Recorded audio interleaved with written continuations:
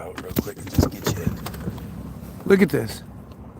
So this one came from over here, looped in like this, and then looped over that way. We got a full-on halo.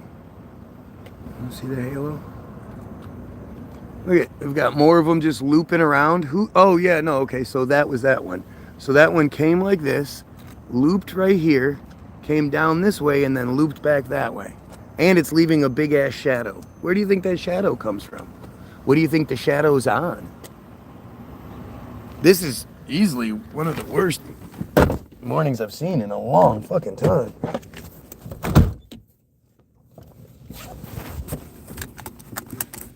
Yeah, I just can't help but ask, like, what's going on? They're showing us this shit. They're doing it to us without hiding, without, you know, they don't even care.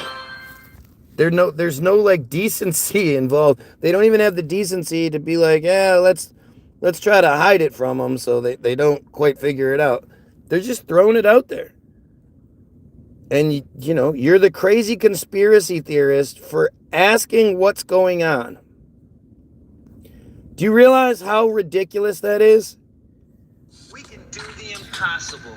We do it every day. Like, this is just nuts. That big-ass shadow, what is that shadow? What's making the shadow? What is the shadow on? These are legitimate questions. You know, what's thick enough to make a shadow in the sky, and then what's thick enough for the shadow to be resting on? I mean, that's just fucking insane, guys. This is so bad. Look at that rainbow. Look at that halo around the sun. This is 2016 kind of shit. You know, I absolutely wasn't expecting to talk about chemtrails today. You know me, I was going to talk about some more Israel stuff. But Jesus Christ. What the fuck? Like, how do you see chemtrails like this and not think anything of it? That's the part that's always so fascinating to me.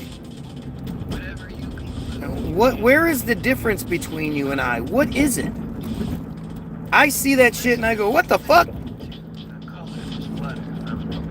The only time you get writing in the sky is when they specially outfit planes to do it. Good God, lady, what are you thinking? Oh, you're old. So, you just can't even drive, can you? Oh, that's a weird old goofy guy instead. Ruslan! Ruslanayev. I wonder if that's like Chinese. That's Chinese, isn't it? Look at that shit, man. Look at this shit. How does anybody see that and think it's okay? How do you not think anything of that shit in the sky? It's in the sky. It's like it's not, it doesn't happen daily. It's not every plane. You know, and you know better. You know that planes don't leave big lines in the sky. I mean, that's fucking stupid. That would be like if your car was leaving a huge line of exhaust, just exhaust. From Azerbaijan,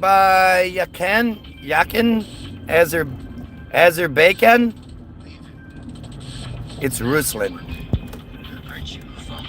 Awesome. Cool. Are the people where you're from waking up to the whole idea of the friars, the chosen, the Jays that control the world? And I mean, I think Russia's, I don't know, there's something weird about Russia. I don't know. I don't know if Putin actually has told the powers that be, go fuck yourself. You know, because Putin, you know, I mean, he's obviously one of them. Look at that shit. He wouldn't be where he is if he wasn't one of them. Right? So there's that part. But at the same time, the Putin narrative is a strange one. Something nobody talks about is how it was either 2018, when he disappeared for like 2 or 3 months and nobody knew where he was. Do I know Azerbaijan? Azerbaijan? Good old Trump and Azerbaijan? Azerbaijan? Yes, that's not what you said the first time. But I know Trump calls it Azerbaijan. Because he's fucking stupid. Like, he's really fucking stupid. But, you know, that could be different. We could be talking about something else. It's crazy that there can be an entire place like Azerbaijan that has this incredibly rich history, you know, has a culture all its own, it's modern, there's big cities and all that. And I know nothing about it, like literally nothing about it at all. You like my accent? That's so weird. It's so weird to think, like, as an American, I have an accent to other people. But to myself, I'm like, what are you talking about? I don't sound like one of them boys with no accent. I sound normal. That's at least how we all think in our heads, right? We all think we sound normal and everybody else has an accent. This is disgusting. Like, I see this shit and I think it's fucking disgusting. Do they spray the shit out of you in Azerbaijan? I like how you pronounce my name. Ruslan. Ruslan. Ruslan. I don't know how to say that shit. It's not a common name here. It's probably like John is over there, over here. It's probably like John over there. Ruslan. Away. I am an 11-ton butterfly. I'm gonna die.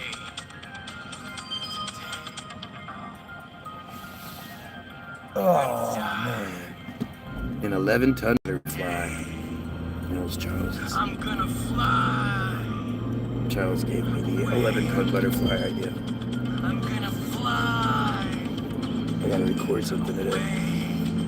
A different little project that feels going on. It's crazy to think about it, man. If you went and you went to our website and you saw how it's all set up, how everything looks, and you'd be like, wow, this is extremely professional.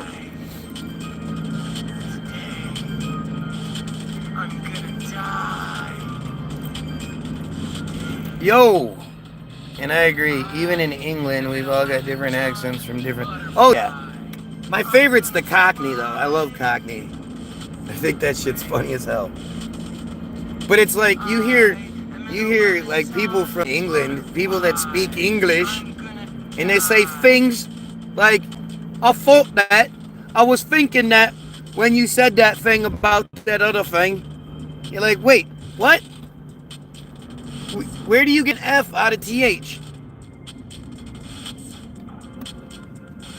Great googly moogly.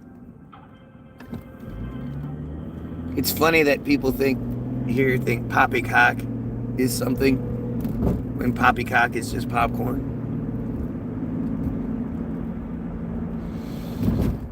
What the fuck are you talking about, mate? Fuck you. How did we get that way? How did we get so fractured in our ability to communicate with each other? How did we get so fractured in our way of communicating with each other? You know what, another thing that I noticed? In the UK and shit, you guys leave out words all the time. Like, you'll say, I have to go to hospital to get my medicine. Not, I have to go to the hospital. I have to go to a hospital. You say, just hospital. I have to go to the hospital. I have to go to grocery store. You guys leave out words all the time. I'm in Essex, and Londoners say I've got an Essex accent, but it sounds normal to me. I don't know. I don't know what the Essex accent is. You know, I'm gonna go this way. Look at this. This one's coming. We're getting them coming from all different directions today. I've seen north to south chemtrails today, and I normally don't see that. Look at that shit. Just dropping more lines like it's no big deal. Broken English. Look at that, y'all. Why would anybody see that and think, duh, that's just normal? That's just a normal thing the planes do. Oh look, there's one right at this little crevice up here at the top, right where two of them come together, where it's actually starting. It's just starting. Like somebody just flew straight up in the air and started making chemtrails. Look at that shit. He's dropping a fresh deuce right on your caboose. Tying that noose. You know it's never loose. Fuck you, Mother Goose. You couldn't walk a mile in my shoes. We don't need a truce. We need to be like Belarus and kick that shit right out its boots.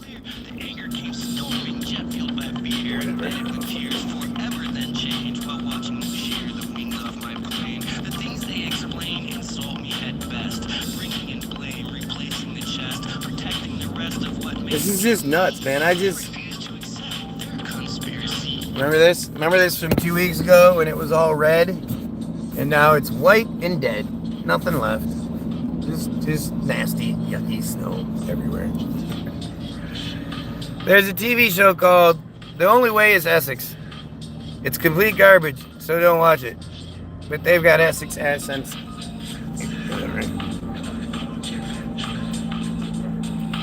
Look at that shit. Look at how it's like laying out. After it gets laid, look at how it like separates into like a channel.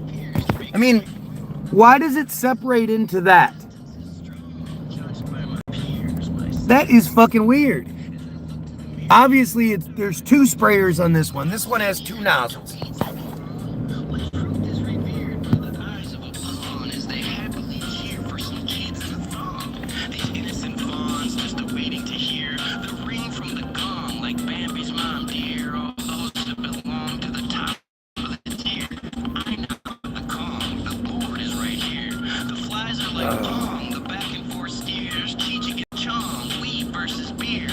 I see this broad, her name's Bella. She puts out these great videos. Not Bella Hadid, but I see all these people out there putting out videos, man. They're putting out great videos, and I just wonder why are they allowed to?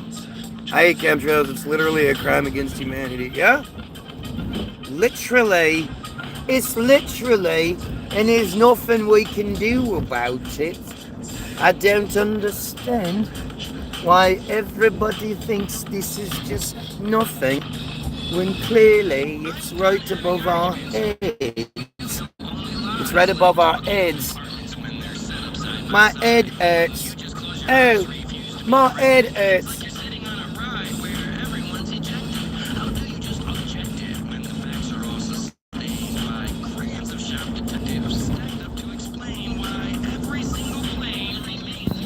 Look at that shit. Look how thick that fucking thing is. You can't just assume that's normal. If exhaust did that and made lines that thick sometimes, then it would make lines that thick all the time.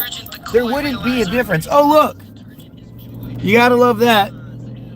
So that one is going to Detroit Metro Airport, which is about 10, 15 miles south of here. Not even 10 miles south of here. Directly south of here. Interesting how 90% of the chemtrails go west to east, and directly east of here is Selfridge Air Force Base, about 40 miles or so. And this is fucking insane, you guys. This is just insane. Why does anybody think that's normal? I'd love to know. You know, I'll have people that'll come on and talk, this guy thinks chemtrails are a thing. You see this and you don't think anything of for real?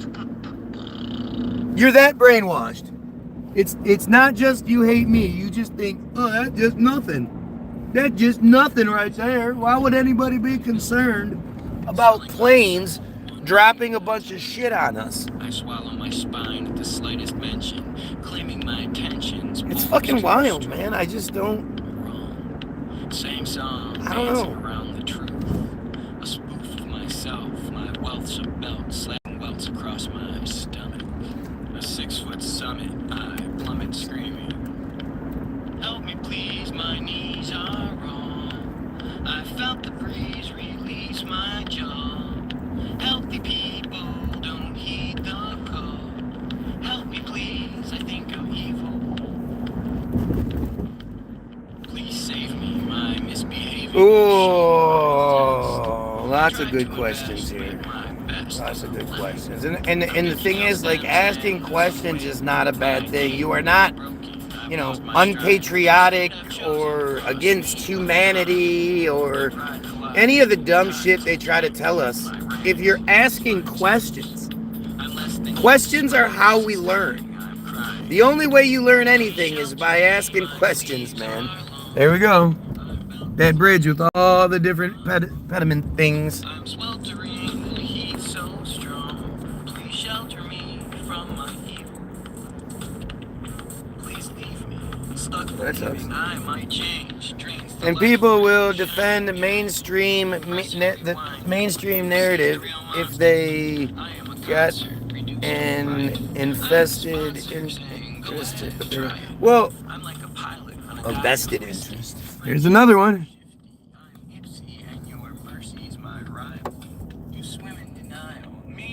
I'm Ipsy and your mercy's my rival. Detroit Mercy. It's fucking great.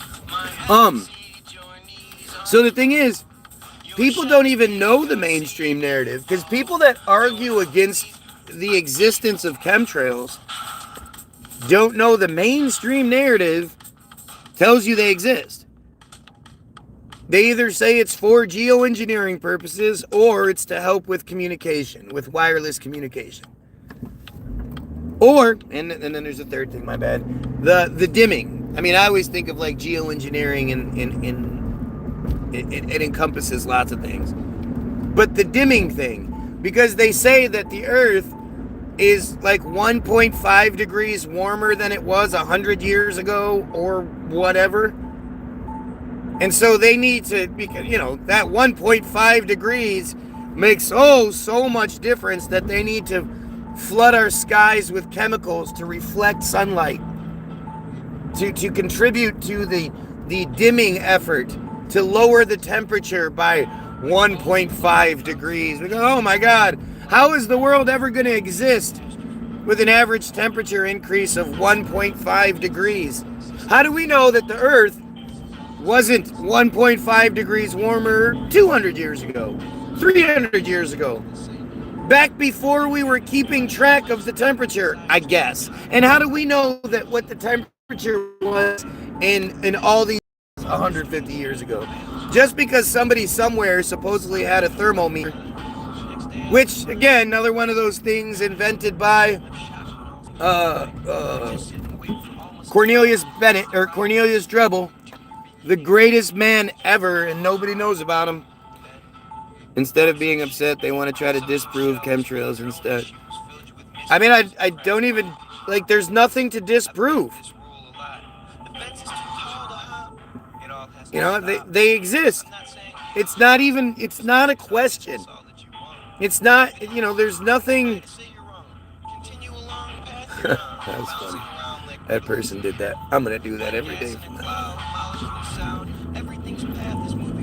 I can use that to avoid the red light. And I will do that to avoid the red light from now on.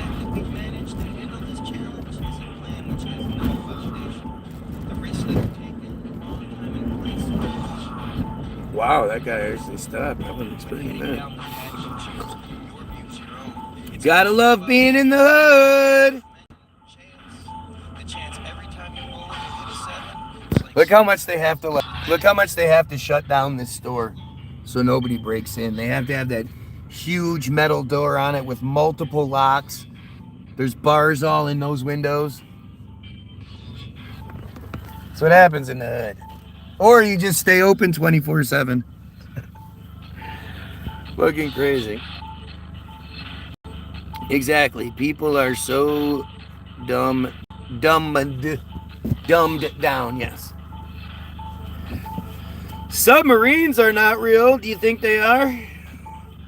Why do you think they are? What proof do you have that submarines are real? I bet you have just about as much proof of submarines as you do for spaceships. And when it comes down to whether or not submarines exist, you just have to trust the narrative. You have to trust the liars. The people who lie to you literally every day and say that Israel is the good guy. Israel is the victim. There's no genocide. I mean, seriously. It proves crazy, but I'll never stop, so I hit every pothole, take every wrong turn. What is the motto? What's left to learn? I'm not judgment. IDK, if you think the earth is flat. No, I didn't say that. I'm asking you what that means. Well, it's the title of the show. That's the main thing. But it's also a true statement. That what you think of as submarines don't exist. Do they have boats that can go just under the surface of the water? Yes. Do they have big giant tubes the size of 80 school buses that can stay underwater for 6 months at a time and go to 300 meters below? No. And I think it's just like everything else. Once you realize, like, literally, you only think this way because they want you to. Not for any other reason. You know, you've seen The Hunt for Red October or some shit, but you only believe it because you're told to believe it. You would never think that that's real on your own. Oh, poor little kitty.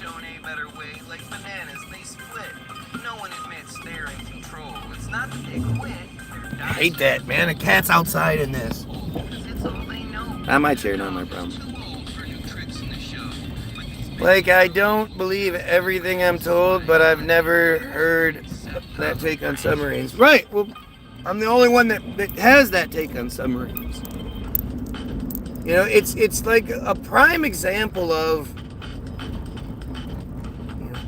I'm actually, like, thinking for myself. I'm not basing this off of somebody else's research or somebody else's opinion or somebody else's whatever. I'm telling you, based on what I have looked into, based on the research that I have done and the history that I've looked into, what we're told for submarines just don't make no sense. It's actually pretty fucking dumb when you think about it.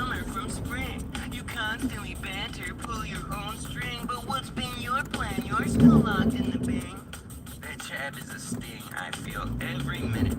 A constant nagging a meal I can't finish. So I beg your forgiveness and plead for your help. I also don't blindly believe in things, so I can respect that. Most people don't question things. It's the same with Israel. Most people don't question things. Right. What about salt? I got salt on my noodle. I mean, the fact is, you know, salt, like, I don't know what you mean. I know that underneath Detroit, underneath Michigan, there's supposedly one of the largest salt mines in the world, and it's like 1,000 feet deep or some shit, and it's been active since the late 1800s. And to me, I just go, well, how did you guys ever find salt? They say, oh, they were drilling for oil and they struck salt.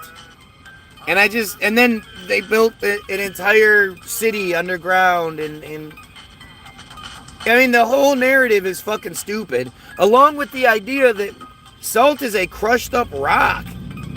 Like we are eating rocks. How weird is that? But then there's also salt that comes from salt water somehow. You know what? It's all Trump and fake. That actually makes sense, right? It actually makes sense as far as, because I've been asking for years, where does the water go? When you have a tremendous rainstorm, so people never think about this, but a square foot of water, 1 inch deep, is a gallon, 6 pounds. So when they say something like all of Chicago, all 380,000 square feet of Chicago had 1 inch of rain, that's like 1.8 billion pounds of water that was floating up in the sky at some point. But it goes down, and it has to go somewhere. You know, most of the water, especially when it rains, it doesn't evaporate. It goes down. And there are all these underground cave networks that they say were carved by rainwater. The oldest or the deepest known cave network is in like Malaysia or Thailand or some shit. And one time, it's so deep, it's deeper than Mount Everest. And just like on Everest, how there's base camps every few thousand feet, stocked with supplies and stocked with emergency rations and whatnot. The same thing happens in this cave system in Malaysia. And so there's like 3 different base camps the deeper you go. And it's actually deeper than Everest is tall. This system is deeper than that. And one time there was a research party that was down there. Now, to get to the very bottom, at least the very bottom of where we can get to, because it actually goes a lot deeper than we can get to, obviously. But to get that far, this takes a long time to climb down, wriggle through shit, get your way into this cave system. You don't just start out one day in the morning and be like, oh, well, I'm going to reach the bottom by the end of the day. No, it takes a lot. So one time there's this one time at band camp, there's this group that's down there, and they had no idea that this huge monsoon was coming. It kind of came out of nowhere. So the monsoon hits, and before they sort of get the warning system, like the you need to get the fuck out of there, it's flash floods everywhere. It's a lot worse than people anticipated. And so water is pouring into this cave structure. And these guys get the hey, you got to get the fuck out of there immediately. So they start climbing back out. And as they're climbing out, the caves are filling up around them. And they're literally like, as they're climbing out of certain holes, those holes are filling up. Like they're climbing out of the water as it's filling up as fast as they can climb. And eventually they make it to the first base camp, and the rain, everything sort of subsides. And it was like they just made it. They almost died, this, that, and the other. But to think about it, okay, so this huge cave system that goes as deep as Mount Everest, it ends up filling up with all of the flash flood monsoon water. So where does that go? Because it doesn't evaporate out through the top. And it doesn't even take that long. Like that cave system will be full for, a week, maybe 2, I don't know. But it eventually drains out. It goes deeper and deeper and deeper.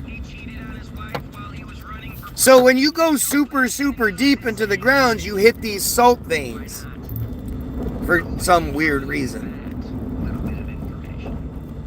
And that water has to go out. It has to be expelled somewhere. So it has to, I believe that we live in a manufactured scenario, a set. So is that where, all that water that goes down into the earth is then pumped through all the different pump systems and comes out of the waterfalls that are on top of mountains? The endless waterfalls? I mean, even something like Niagara Falls. How does Niagara Falls continue to have water in it?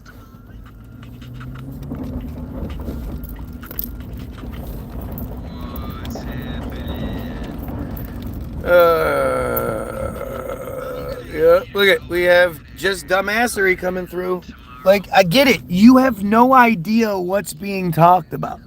You're not an adult. You're not, look at that halo. Look at the fucking halo.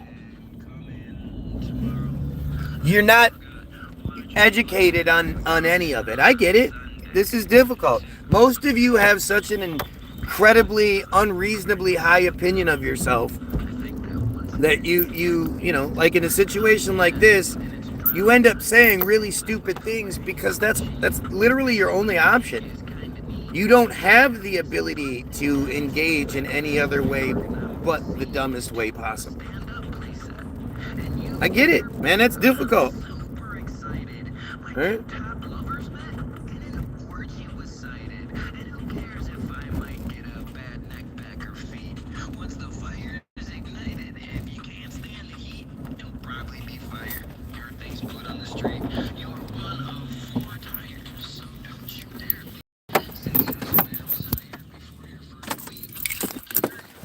Oh boy.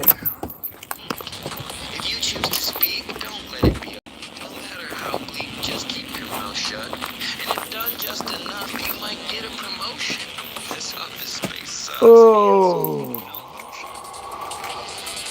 I'm gonna need you to go ahead and come in tomorrow. I almost forgot. Why don't you go ahead Sunday, too, okay? I'm gonna need you to go ahead and come in tomorrow. Why don't you go ahead and come in on Sunday too, okay? Oh, you black bastards. You're just a cog in a wheel. Irregardless of your amount. I love calling my bright white son a black bastard. Because, there are people out there that would freak out. What are you calling him, Corp? That's terrible. He's not black.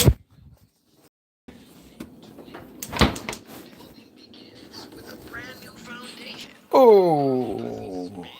I literally called it, though. You called what? What did you call? Let's see. What did this dumbass call? I don't see any comment, but... Wake up, babe. Always bless us with a med-free day. Yes, you called. It's a med-free day. Not even sure what the fuck that's supposed to mean. Other than your typical Israeli sort of, the trash you Israelis do. Where anybody that questions the narrative or doesn't think Israel is the best is schizophrenic, needs medication. It's really crazy, right?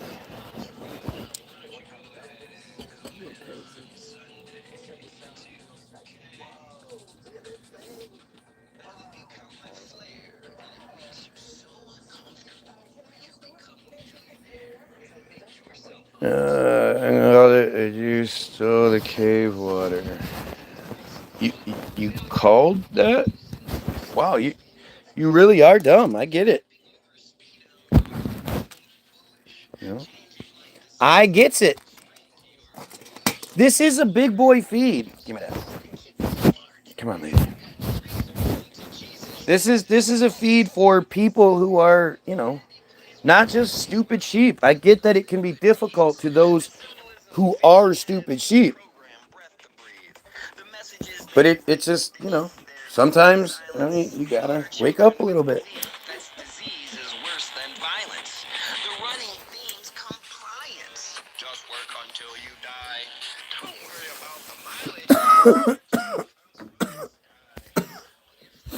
It's funny how, like a word like violence, there's only so many words you can use to rhyme it. You can only change how you say words, on that second level where, okay, there's the basic set of rhymes, and then there's, violence pilot. Well, it depends on how you say it, but it works, shit like that. I'm reporting you to my Mossad handler. They already know. Oh, look. We have Mackenzie, the admitted proud pedophile, on here. We are watching with 46 viewers. Yep, there's 46 pedos watching me, apparently secondhand, all of which are too cowardly to actually come on here and out themselves. But we know that if you're associated with the Mackenzie profile, you're a fucking pedophile. That is a pedophile. He's admitted now several times that he is not just a pedophile, a proud pedophile, very proud pedophile.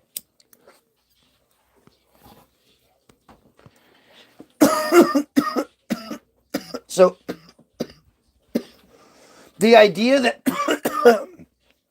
somebody is streaming my feed through some other medium, and then a group of pedos are watching, and they think I'm dumb. Oh man, that hurts my feelings so much. That hurts my feelings. Like it's amazing how obvious this is to me. Ask yourself, who in their right mind that isn't a pedophile and isn't Israeli or friar would waste any time on me? Like, if you disagree with me, like who doesn't think we should kill pedos? I hope every single one of you pedos, especially associated with the Mackenzie profile, I hope you all fucking die horribly. I wish you would just get Budka to death. Death by Budka!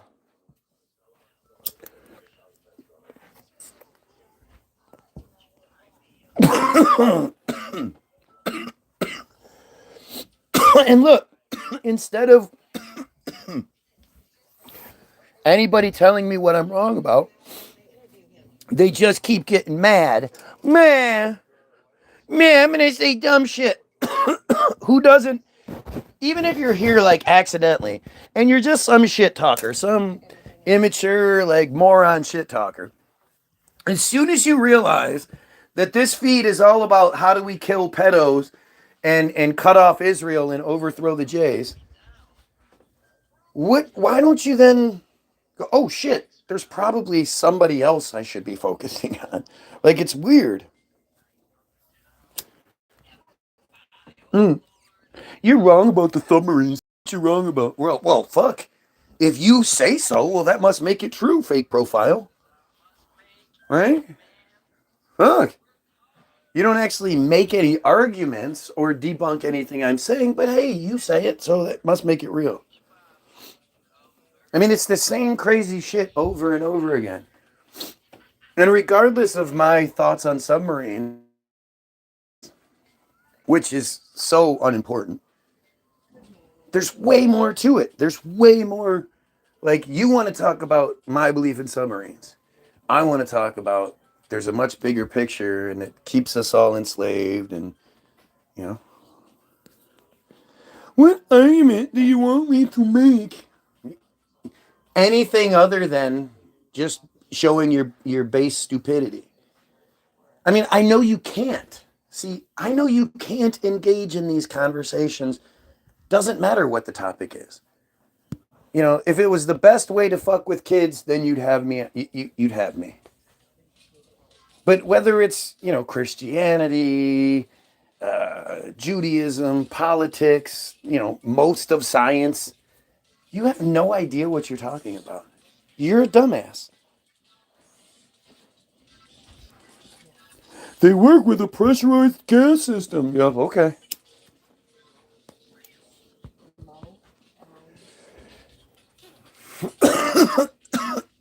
I mean, you see it. You see it.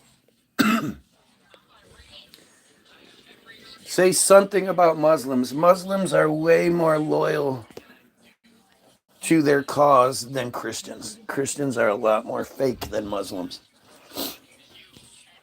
But they're all stupid. But see, again, it's like, who is going to hear me talking what I'm talking about and go, talk about something else? Talk about Muslims. Little dick white American guys, right? It's a joke. You know, this is, I do take pride in knowing that literally this is the best that Israel can come up with. If these inbred Israelis were had better arguments to make, they would. They absolutely would.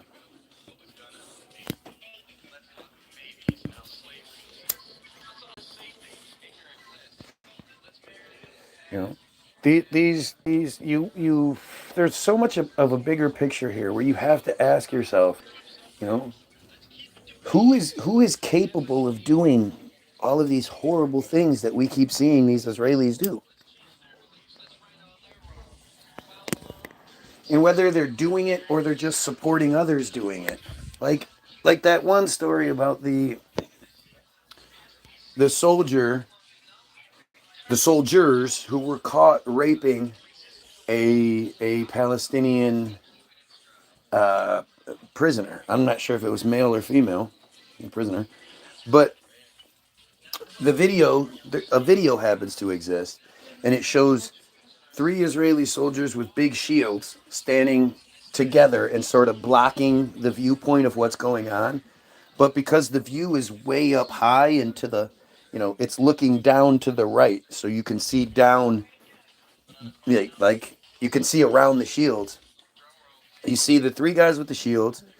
You see two guys holding the hostage down, and you see another couple of guys there watching and standing with guns, while the other guy you can see pulls his pants off, and then you can see him moving. And it was those guys initially got in trouble, especially the guy doing the rape, but the not Zionists, the regular friar population of Israel,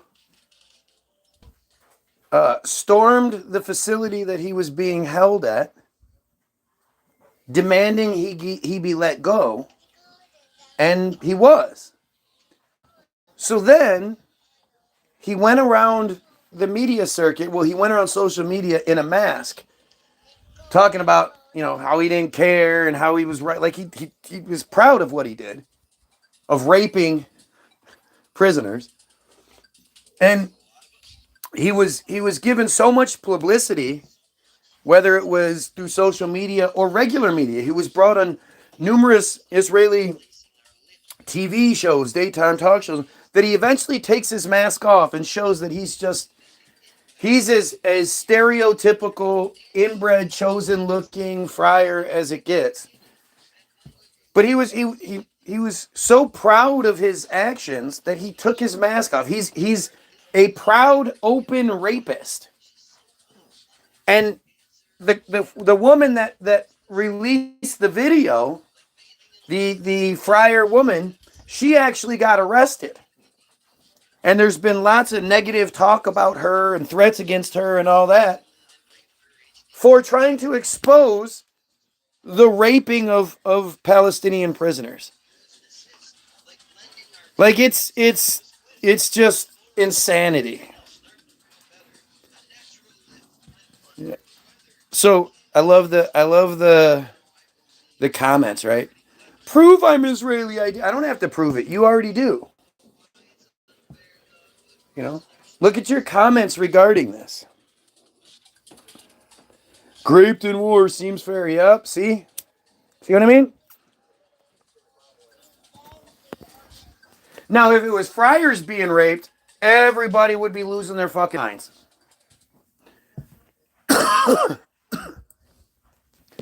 Everyone would be crying the biggest crocodile tears they could, screaming, demanding action. It's not fair and it's a hate crime and it's like, because you'll see this anytime you see that the friars are victims, it's immediately a hate crime.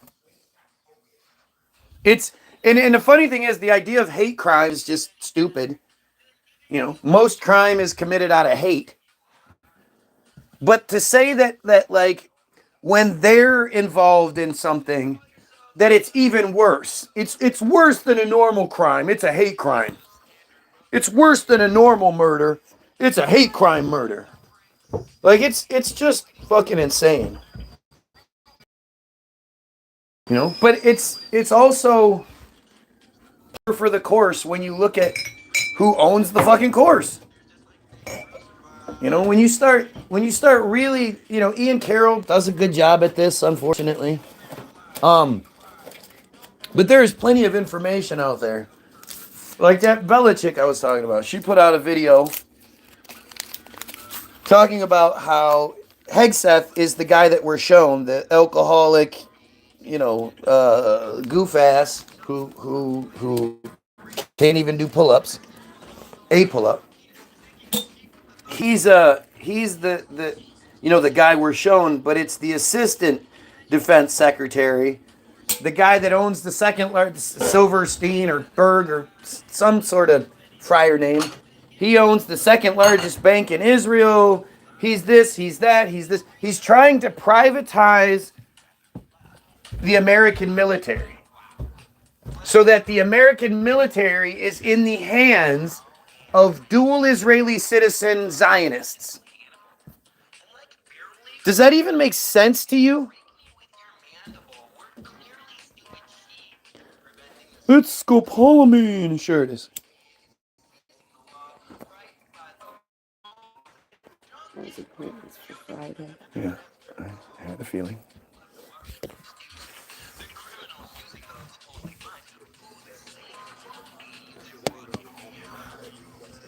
It's overwhelming how stupid.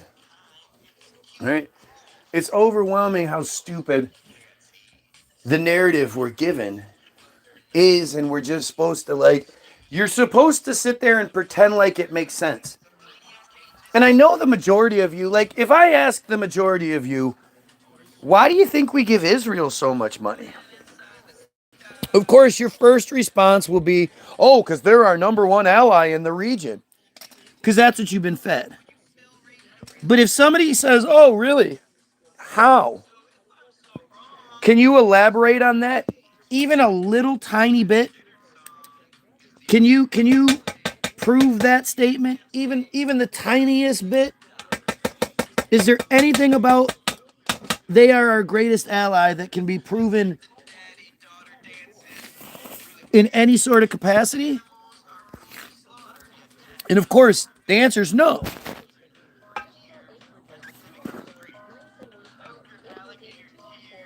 Ah, crap.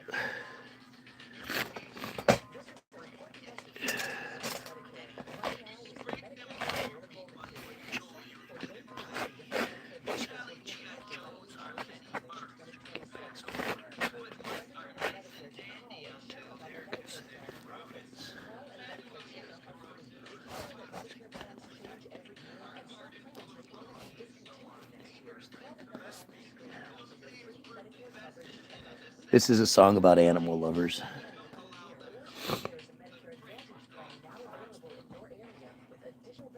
Yeah, the new pipe. No, it's not.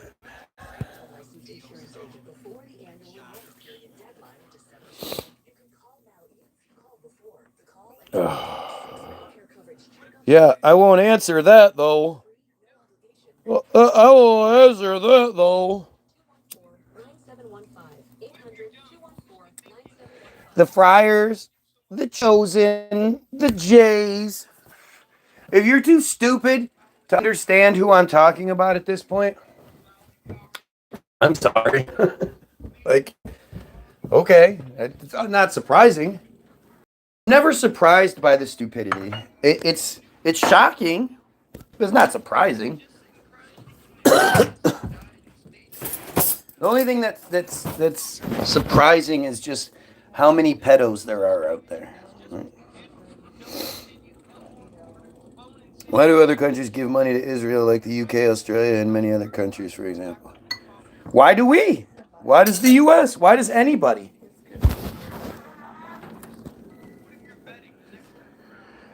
Oh. Look at this child. Read the comment. I dare you to. I triple dog dare you. He skipped right over double dare and went to triple dog dare. Fucking stupid.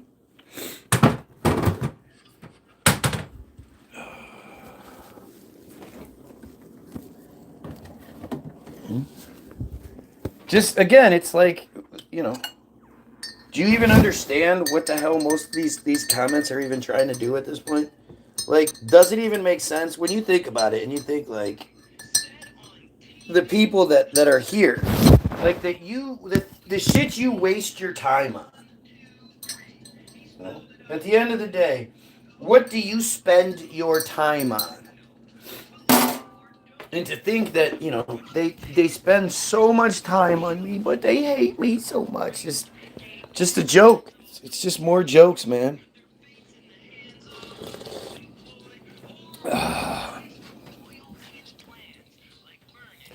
Imperial regimes help each other to maintain geopolitical status quo. Okay. I think the majority of what you think as government, as the control system, as the monarchies and all that, that's all manufactured.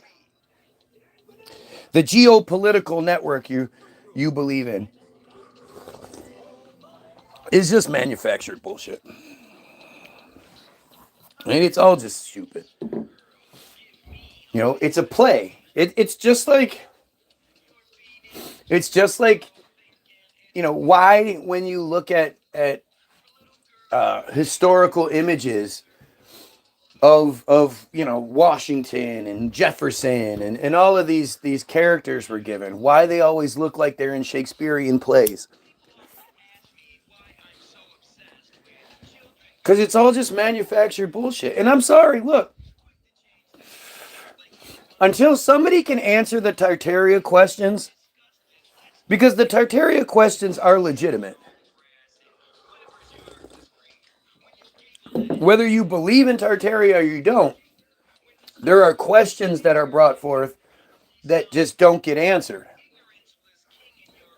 And until we can answer for who built the Chicago subway system, that was there, that when our narrative picks up, they talk about how they tap into it. It was already there. They were just clearing shit out of the way. Who built that? You know, the World's Fair.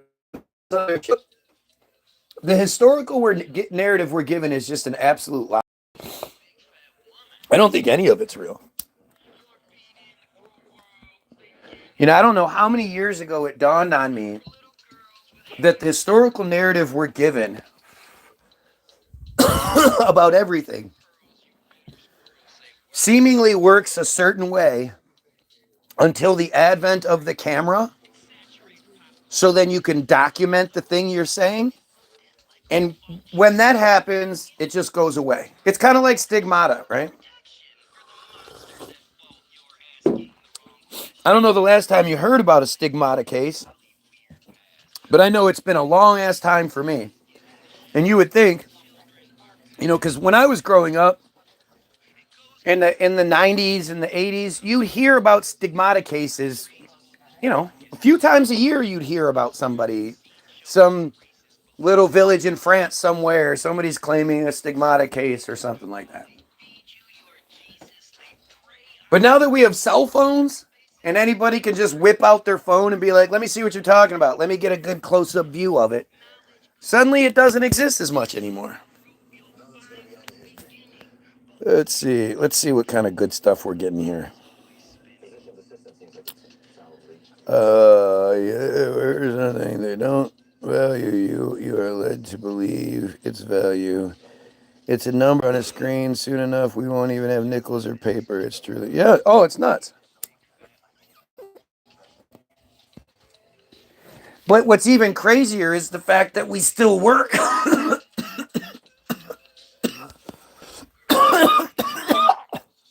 That the majority of people still work, and those that don't suffer.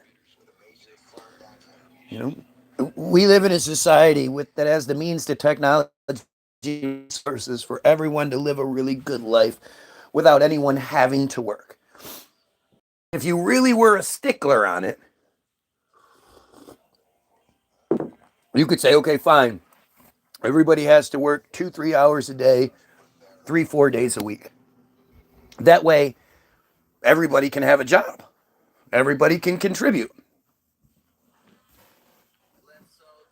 But, you know, like the fact that the world is so different that as much as I can't stand a McDonald's, you know, put lots and lots and lots of people through college. McDonald's changed a lot of people's lives. McDonald's kept a lot of people out of the streets. And now you have McDonald's where, you know, instead of all of the cashiers and the people, they've cut their staff in half. And they're working on cutting staff even more. You know, as soon as they can figure out the automatic burger makers, which they're working on. Belch.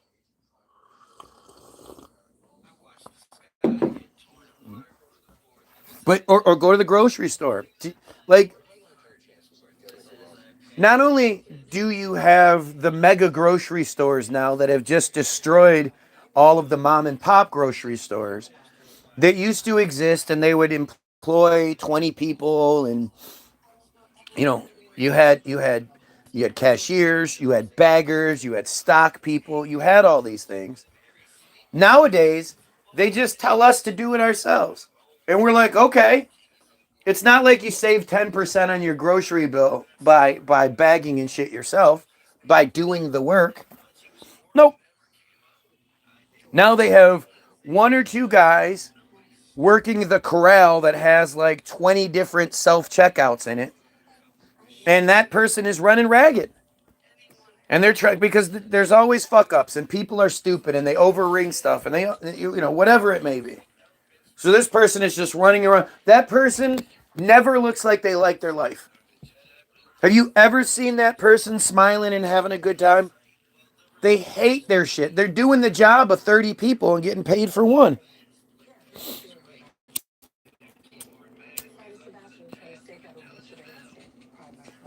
What do I think of Elon Musk and Doge?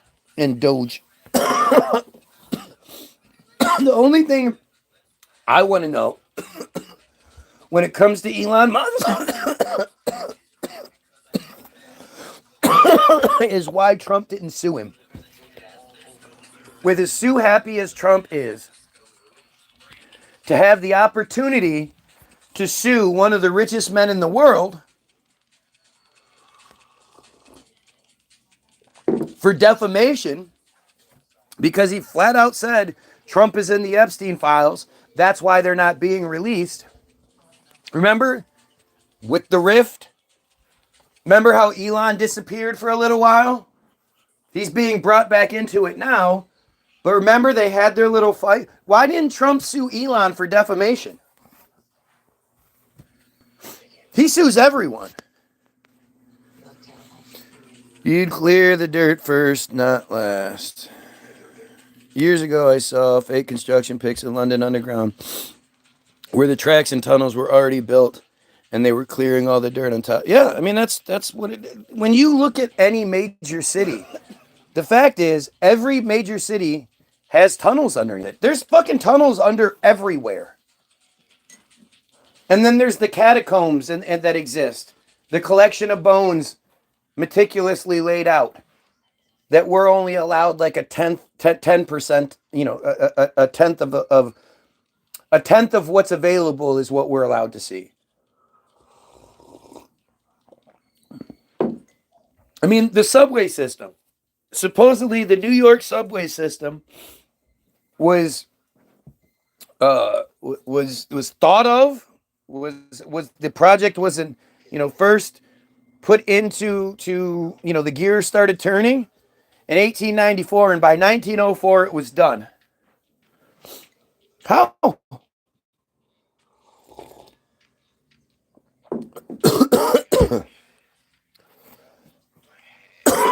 you know, it's not even a like. So there was this video that Damian Michael put out, and I wonder what happened to Damian Michaels. Like, his shit was really building up.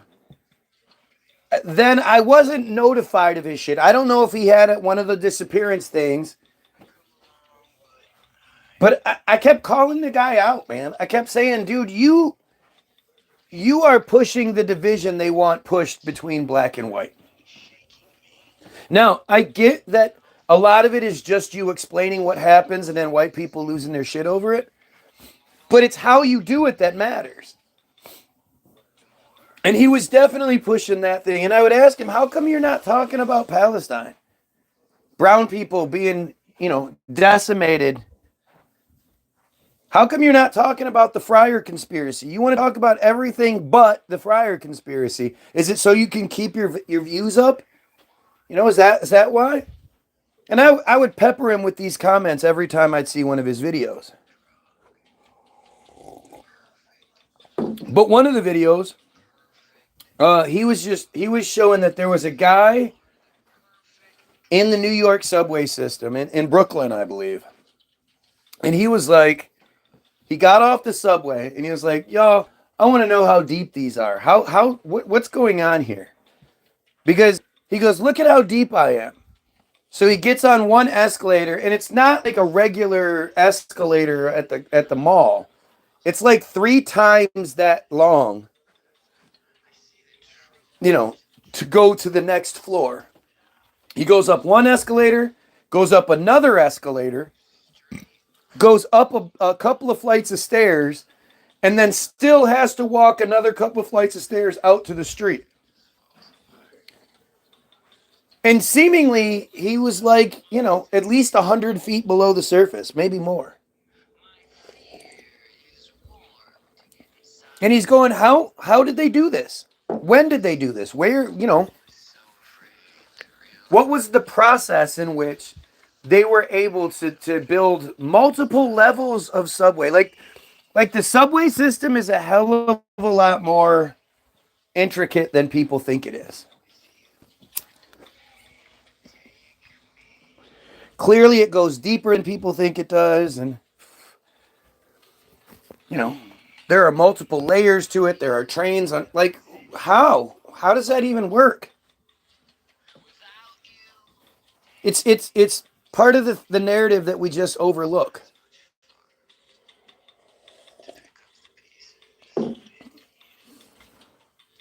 Chicago's the same way. The Chicago subway system is tremendous. And they just, and there's the whole pneumatic tube system. Do you know that prior to like for us to be the advanced version, right? What about how in the 1800s and shit, mail was delivered all throughout the city by pneumatic tube systems? How did they even operate that shit? How does the tube know to take this letter to this address and this letter to that address? The pneumatic tube system, kind of like the airship, is a much greater technology than we seem to be using. And yet it's lost. I never learned about it. I never learned about the pneumatic clockwork system that was all over Paris and wasn't even the first one, but was how, it would, you'd buy the subscription to the clock. The clock would be put in your house, and lines would run from your house into the main line that ran underground through the city. And the clocks all came back to one master clock that controlled the rest of it by pneumatics, by pneumatic tubes and air pressure and shit. What the fuck are you talking about? In Futurama, they use that to get around town. Well, you see that everywhere, actually. You see that in all sorts of different depictions of, you know what I always thought was strange? Batman Beyond, the cartoon. How it, and how you see this all the time in the like, the dystopian sort of future situations where all the buildings look like they did in the past.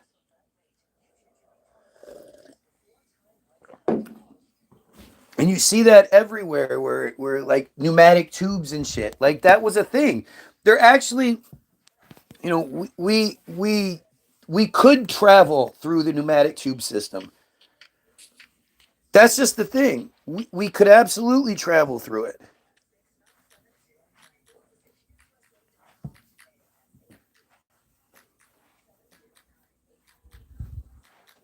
You're not supposed to pay attention. I mean, it's just,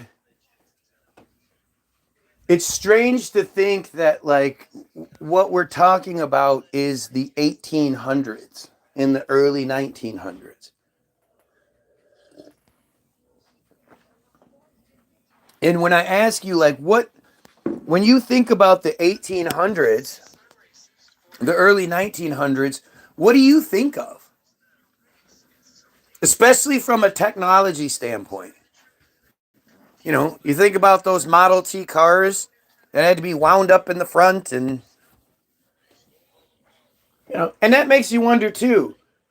What did those cars all run on? They had to wind them up in the front. Were there gas stations everywhere back then? What came first, the automobiles or the gas stations?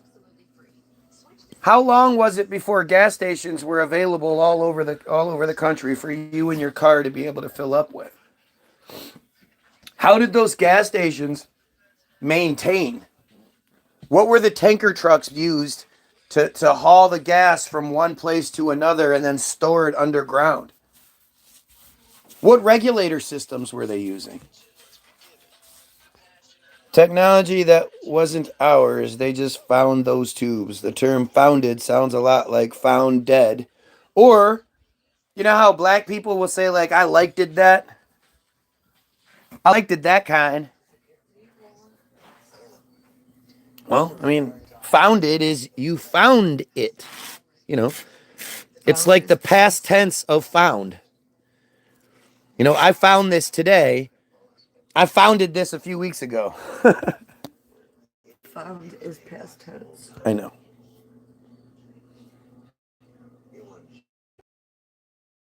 Tractor needed fuel too. Yup. I mean, where did the fucking trains come from?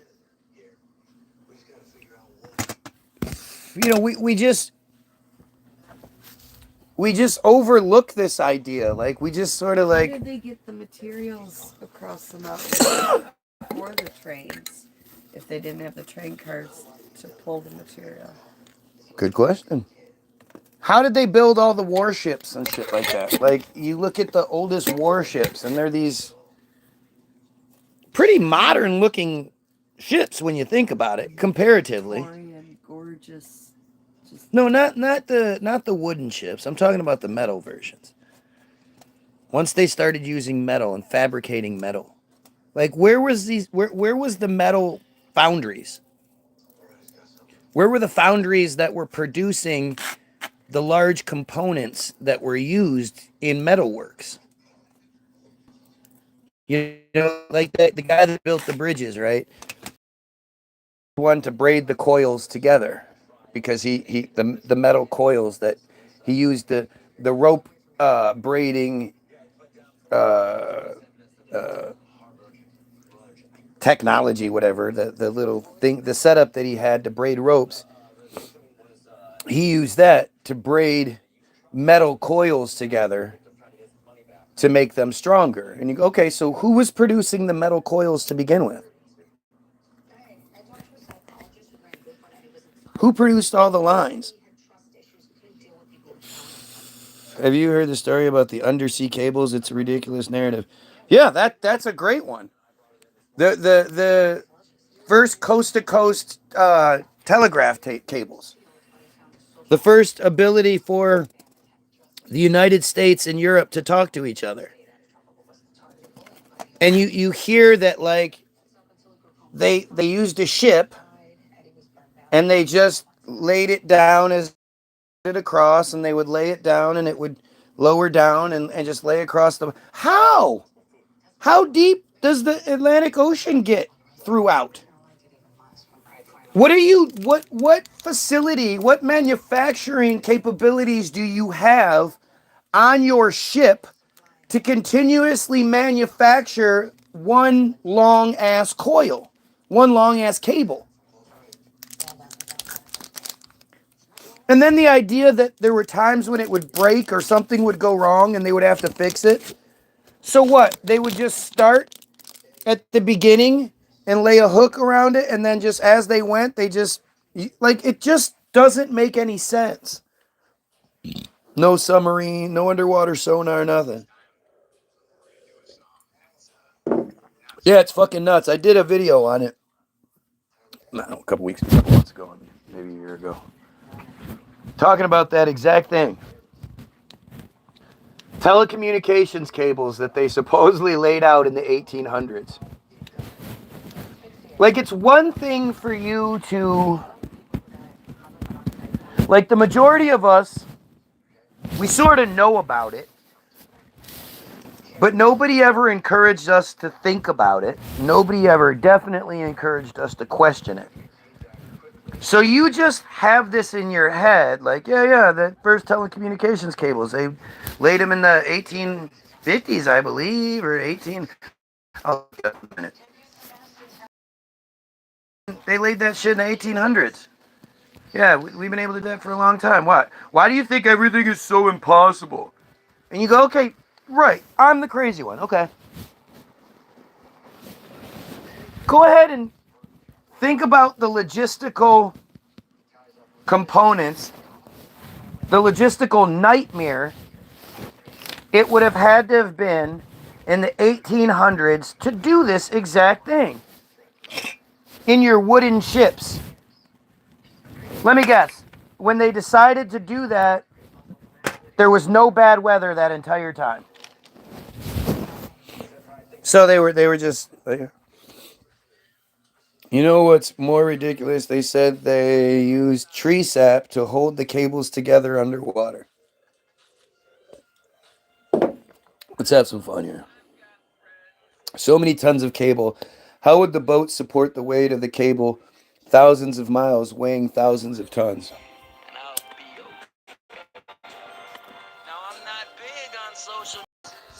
Where would they store it?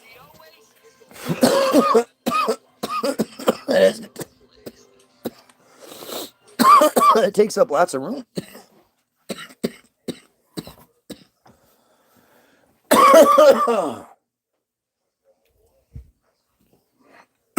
First, okay.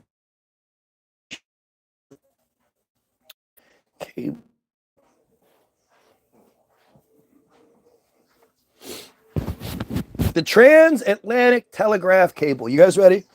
You guys ready for some boring learning? We're gonna learn stuff and it's boring. Man, this guy likes to read and learn stuff. Nah, he's stupid. You guys especially...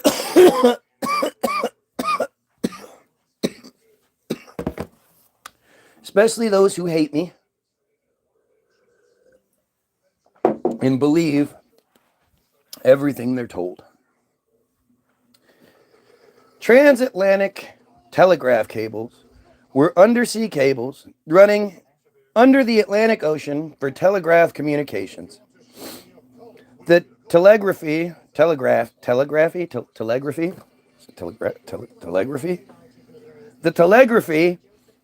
or telegraphy, or it's not telegraphy, right? It's telegraphy, is a largely obsolete form of communication, and the cables have long since been decommissioned.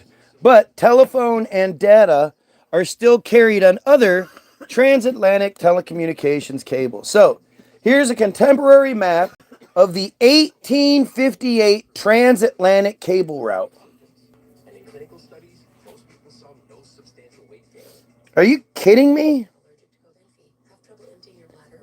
Like seriously, you're just not thinking correctly.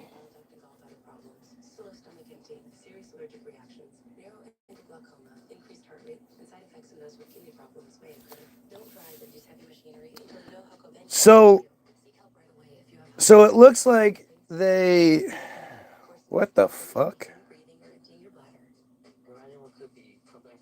Look at the Great Lakes in this map. That sure looks weird, doesn't it? Wonder what's going on there. Look at the Great Lakes. Look at the Great Lakes in this map. It's not right.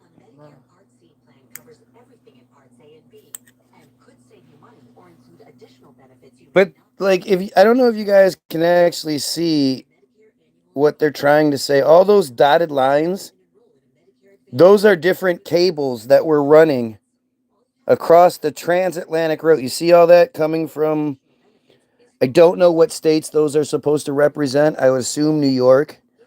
But they went up through Canada and the, what's that say? Can you read that word with your glasses on? What that's supposed to be? Is that Newfoundland right there?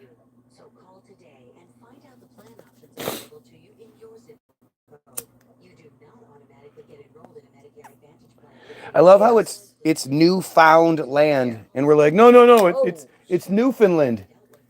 You mean newfound land is Newfoundland? Okay.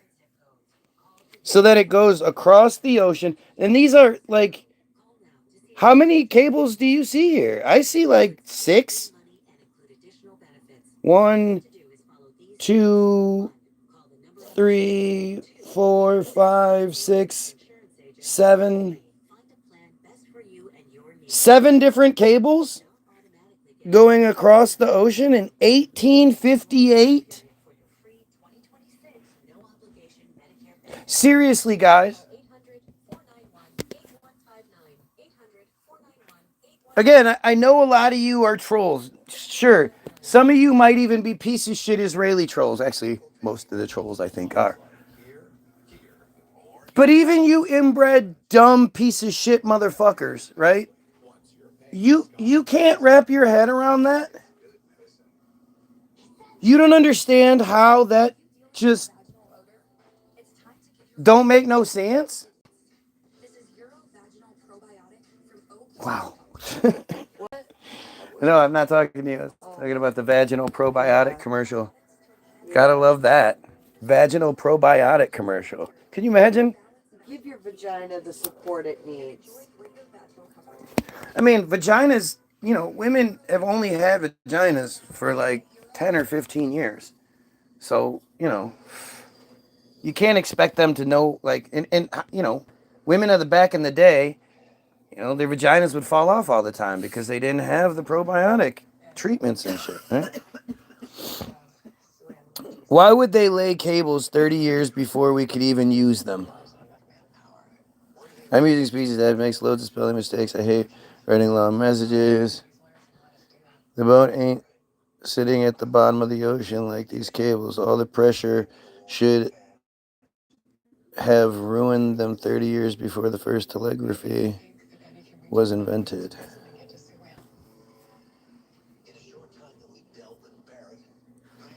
Takes months to get across the Atlantic. It's as absurd as the moon landing.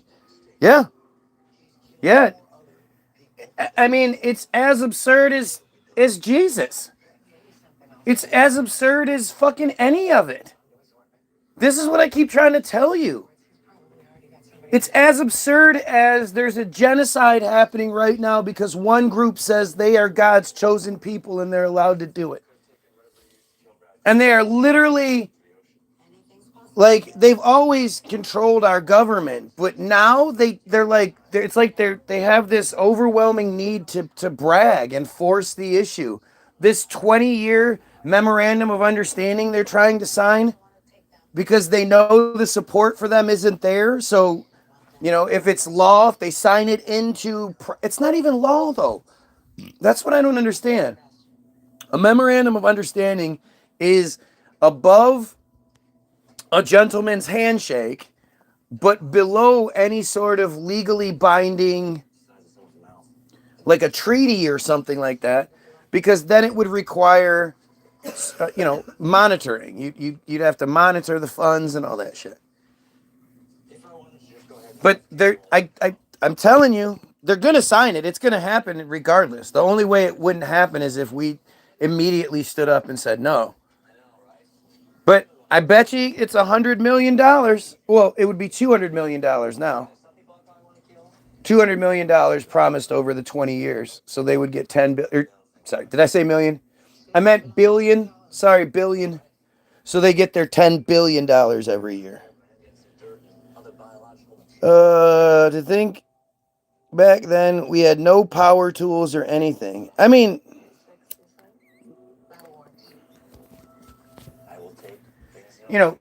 yeah, we're not even talking about like when they usually say shit takes place, which is the 1880s. If you just look at the difference between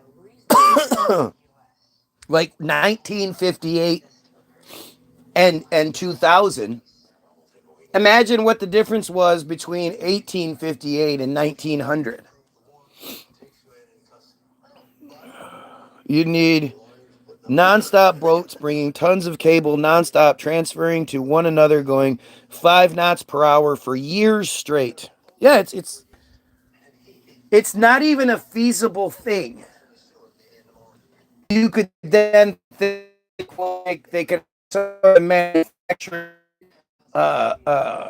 still need them to constantly being supplied with ore and other materials necessary to not only create the cables, but create the conditions necessary to create the cables. So anytime you're creating anything with metal, you need an extreme amount of heat, prolonged heat.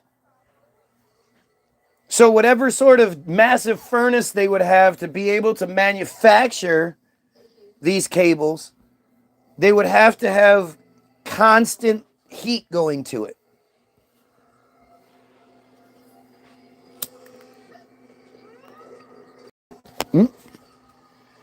Somebody says, just coming by to hate you. Well, you pedophiles, you got a job to do, that's for sure. Right? It's obviously these pedophiles are upset about what we're doing here.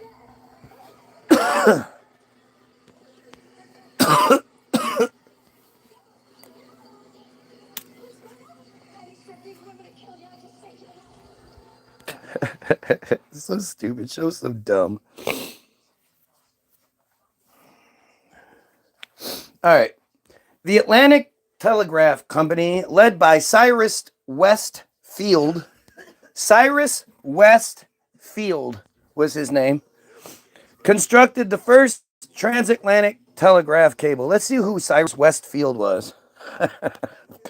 Of course, he's this fucking guy. Right?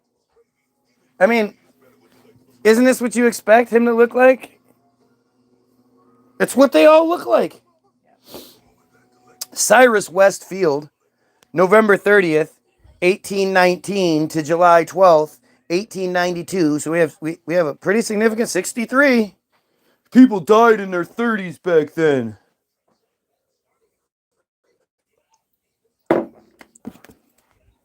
Was an American businessman and financier who, along with other entrepreneurs, created the Atlantic Telegraph Company and laid the first telegraph cable across the Atlantic Ocean in 1858.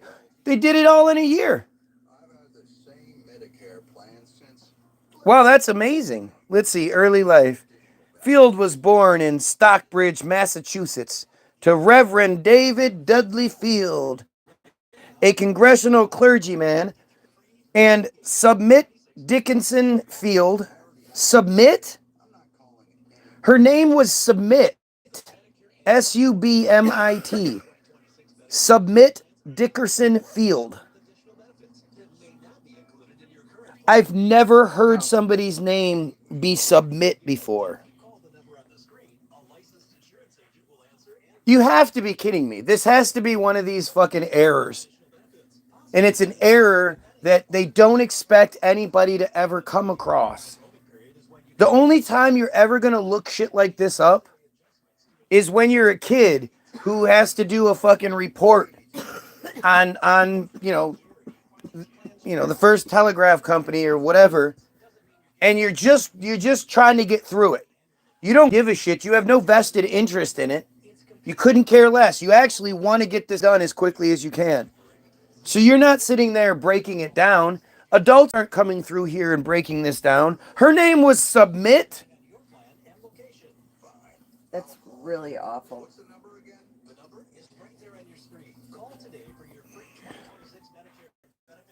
Submit Dickerson Field. She was the daughter of Noah Dickerson Sr. and Hannah Skinner.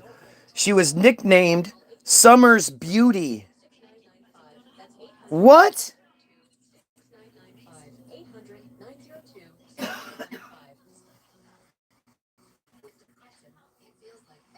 (1782 to 1861). But it's pretty old. Was that 81 years old or 79? Whatever.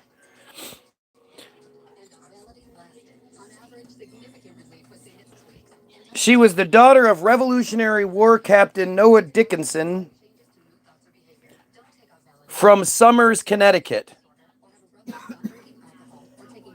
So her name was Submit, but her nickname was Summer's Beauty. Hey, Summer's Beauty. Why would your nickname be harder to say than your regular name? Doesn't that seem like that defeats the purpose?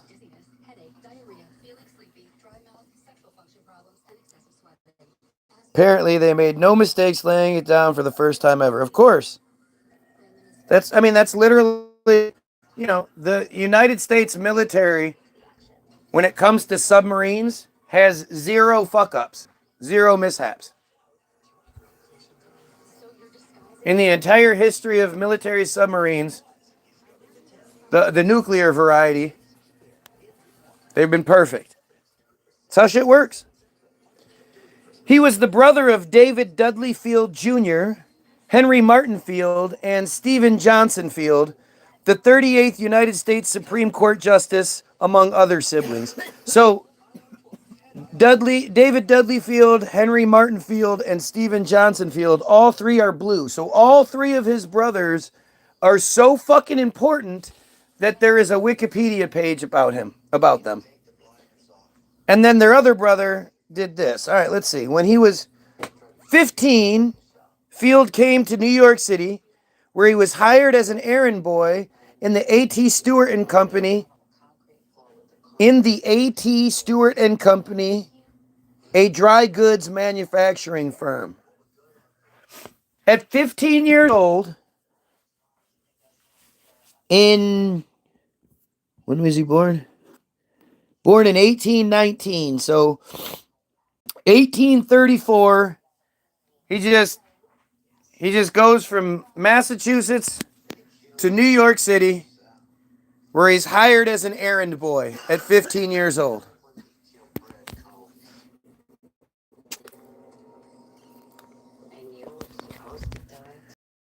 We're supposed to believe that, like, the previous generations were made of stuff that we can't even think of, and they were just, there was so much grit and so much blah, blah, blah, blah, blah, blah. But this borderline's impossible.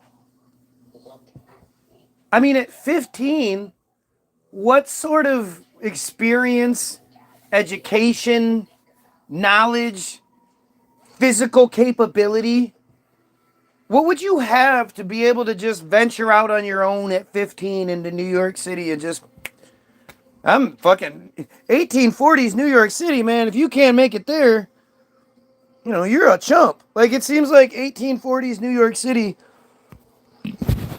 must have been a nice place.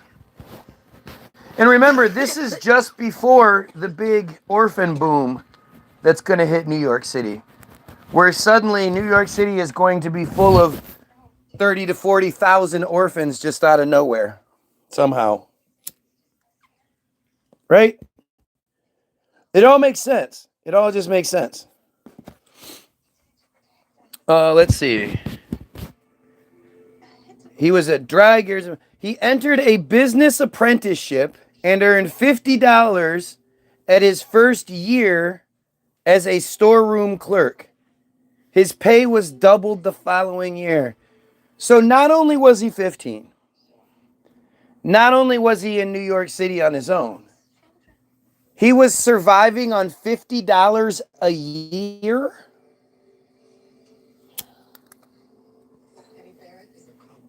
I mean, again, I know they like to make these stories like, wow, holy shit kind of stories, but at what point does it borderline impossible for you? He's getting by on less than $1 per week. How? If the dollar had that much value back then, that you could, you know, have a place to live, you could eat, you could have clothes, you could do things for less than $1 a week.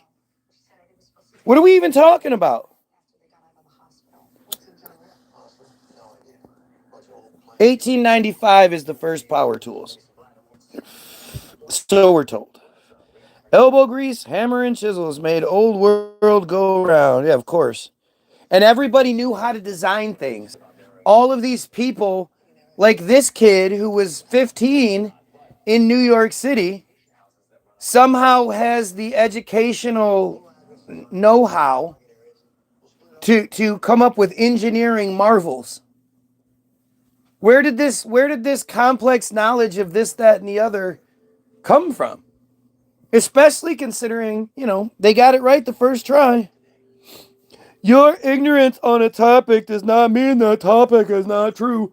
Duh! I love when people say dumb shit. Instead of saying something that actually matters, it's just pay attention to me, I'm stupid kind of thing. Like, again, I'm making all this up, right? You're a whiz, you're a scholar on it. And you could be better, you're just not.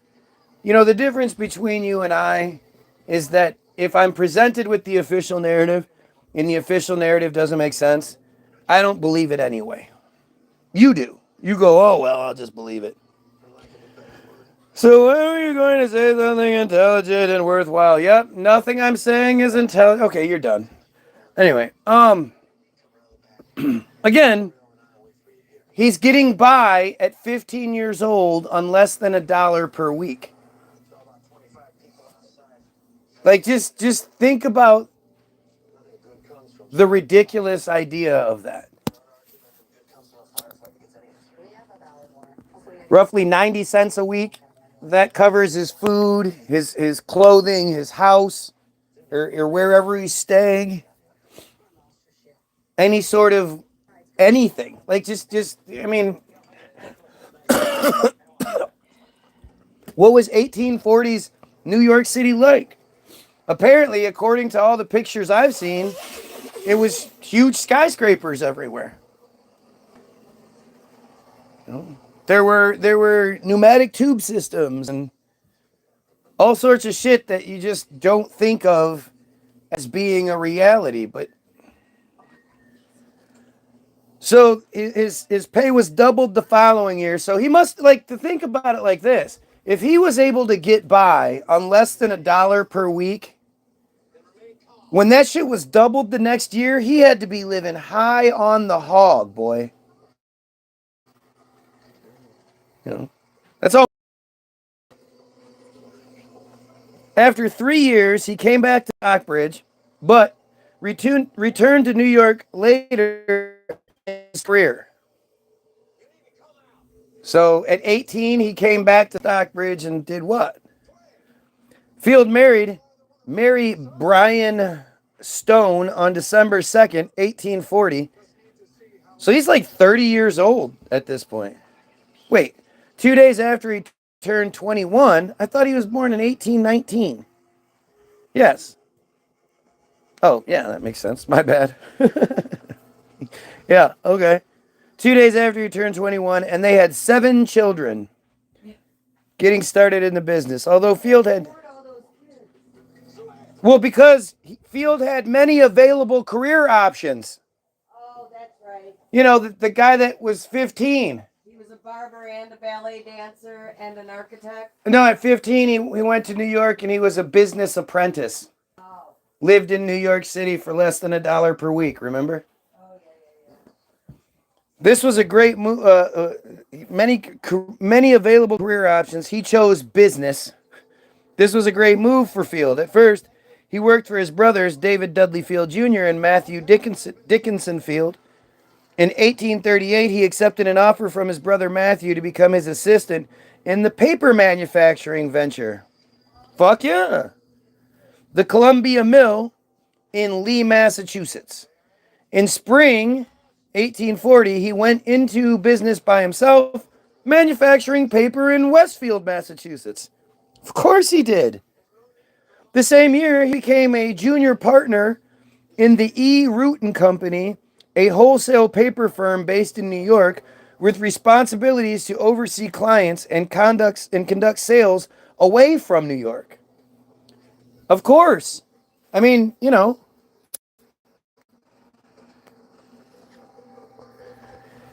Think about the big office building that he had in 1840 and the big facility, that the paper manufacturing facility that they had back then. Who built that?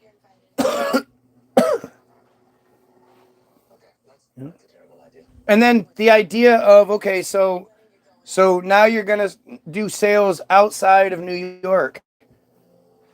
What's facilitating these sales? Somebody orders X amount of tons of paper from you. How are you transporting it to them? What's 1840s shipping and shit look like back then? Like sounds good, doesn't it? Human labor would be needed regardless of the water wheel. Oh yeah, I mean, come on. A hammer is a manual tool, not an technical definition of a power tool.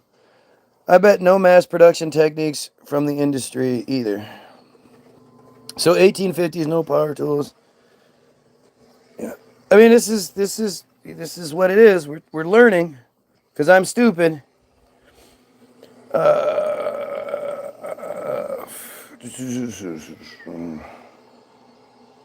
After 6 months, E. Root and Company failed, leaving large debts. Field negotiated with creditors, dissolved the old firm, and started a new partnership with his brother-in-law, Joseph F. Stone, registered as Cyrus W. Field and Company. Oh, that makes sense. Who's Cyrus W. Field? Cyrus Westfield. Where's the Cyrus come in? Where's the West come in? Was his name West? No. Oh, I guess he was born Cyrus Westfield. My bad. I thought his name was something else. He stayed in business and was furnishing supplies for the Northeast mills, such as owned by Crane and Company. Wait. He stayed in business and was furnishing supplies for the Northeast mills, such as owned by Crane and Company, and buying the finished product wholesale. Such as owned by Crane and Company?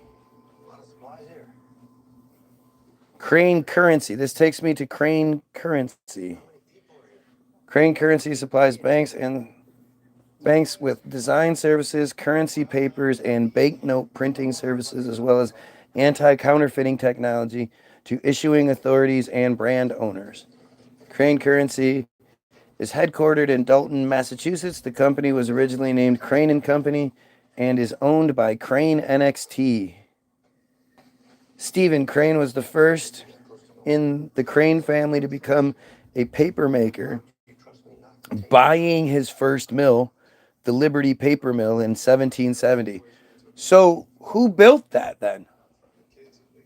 If he bought it, that means it was somebody else manufactured it. Somebody else built it. So who was that? Where did he get it from? He sold currency type paper to engraver Paul Revere, who printed paper money for the American colonies. I never knew Paul Revere was the money maker. What?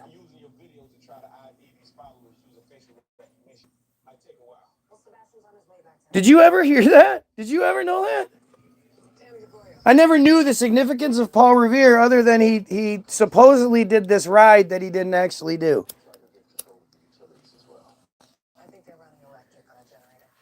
Some Mexican guy did like 11 of the 12 miles or whatever.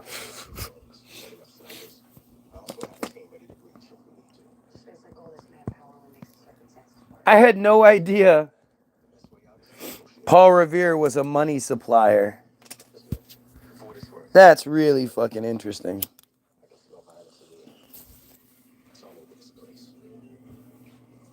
In 1801, Crane was founded by Zenas Crane, Henry Willswall, and John Willard.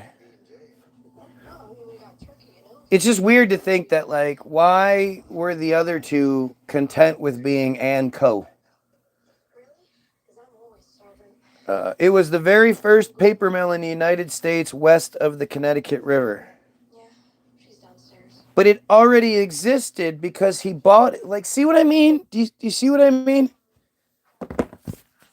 This is the very first paper mill west of the blah blah. Okay, so you're saying there were paper mills prior to this east of the Connecticut River. And again, this one was bought. So what are we talking about here? You don't need to be conspiracy minded. You just need to look at it with a reasonable mindset. Just ask questions. Just allow yourself to ask the questions that come to mind and see if you can answer them. The company's original mill had a daily output of 20 posts. One post equaled 125 sheets.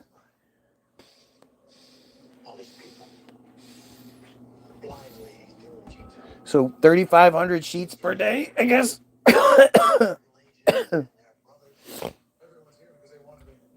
Or 2,500 sheets per day? No, 3,500 sheets per day. No, 2,500 sheets per day, yes. Shortly after, in 1801, Crane began making cotton currency paper for local as well as regional banks.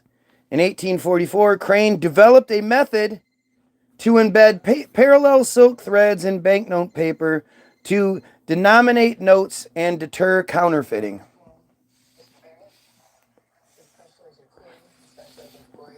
Gotta love it, man. There is no Stephen Crane looking to where he got his knowledge of all this stuff from. What sort of engineering degrees? The funny thing is, if you look into the history of the educational system, anything past what would be modern day high school, I guess, once you get into the higher levels of education, the main focus was Greek and Latin. So they weren't even teaching all of these variety of engineering degrees and all this. You learned Greek and Latin. Why was everybody learning Greek and Latin? For most of the educational system in the United States, for most of the time it was Greek and Latin up until Like, I think this, it's either the late 1700s or the early 1800s. Maybe it's even later. I don't even know. It might, might even be later. In 1879, Crane grew when Winthrop M. Crane won a contract to deliver U.S. currency paper to the Bureau of Engraving and Printing in Washington, D.C. I mean, it's just such a weird thing. And who's Winthrop?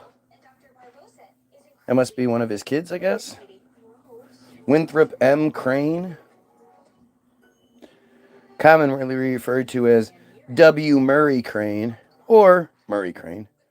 Murray Crane was an American businessman and Republican Party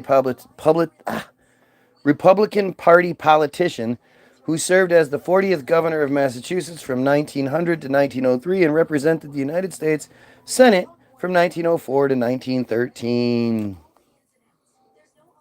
Gotta love it. Look at those giant ears. Look at that schnoz. Let's see. 1879, he secured the family company, paper manufacturer Crane & Co., an exclusive government contract to supply the paper for United States currency, a monopoly the company holds to this day. During the 1890s, he became increasingly active in state Republican politics and became a dominant figure in the local, state, and national party. That's not a conflict of interest? The paper supplier for the U.S. currency, which has to be paid for with the paper money that they supply. That's a lucrative contract for them. But, like, isn't it a conflict of interest to have somebody from that family be represented in government because of the power they would wield? Think about that. You say, well, we're just going to raise the prices. We're going to do this. We're going to do that. Who else is set up to give you the service that you require anyway? You think there are other manufacturers out there just all ready to go, waiting for that government contract that'll never come because of this monopoly? Everybody knows they have the monopoly. So who's going to set up a specific company that manufactures money, the paper used for United States currency? I mean, it's probably illegal for anybody else to manufacture that kind of paper.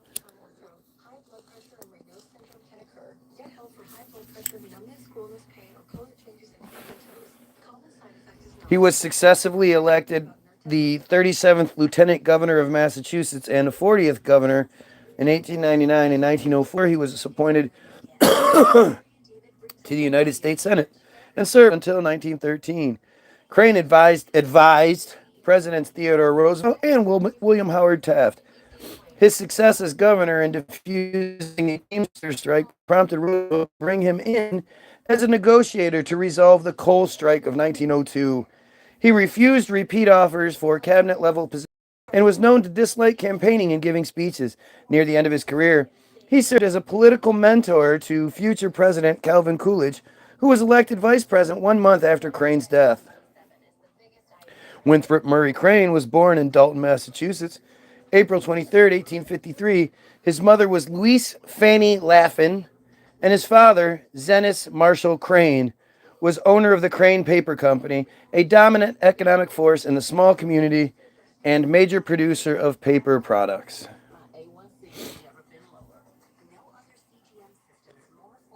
Weird how there's just... In 1880, Crane married Mary Benner. She died in 1884, giving birth to their only child, Winthrop Murray Crane. In 1906, Crane married socialite Josephine Porter Boardman. She was 20 years his junior and from a politically connected family. They had 3 children. Stephen, who just doesn't exist. It says, look at that. It says Stephen, and then there's nothing. Bruce Crane, 1909, born and later served as president of Crane and Company and a member of the Massachusetts Governor's Council. Louise Crane, born in 1913, poet, publisher, and philanthropist. Crane died at his home in Dalton on October 2nd, 1920. Seems like there would be more about that guy. Winthrop Murray Crane. Where am I? I'm at Crane Currency. I'm done with Crane Currency, though. I don't want to read anymore because, so he won the contract. To shore up resources for this contract, Crane expanded its capacity with 4 new mills engineered by world-renowned mill architect David H. Tower. Now I gotta look up this fucking guy. David H. Tower. That's him.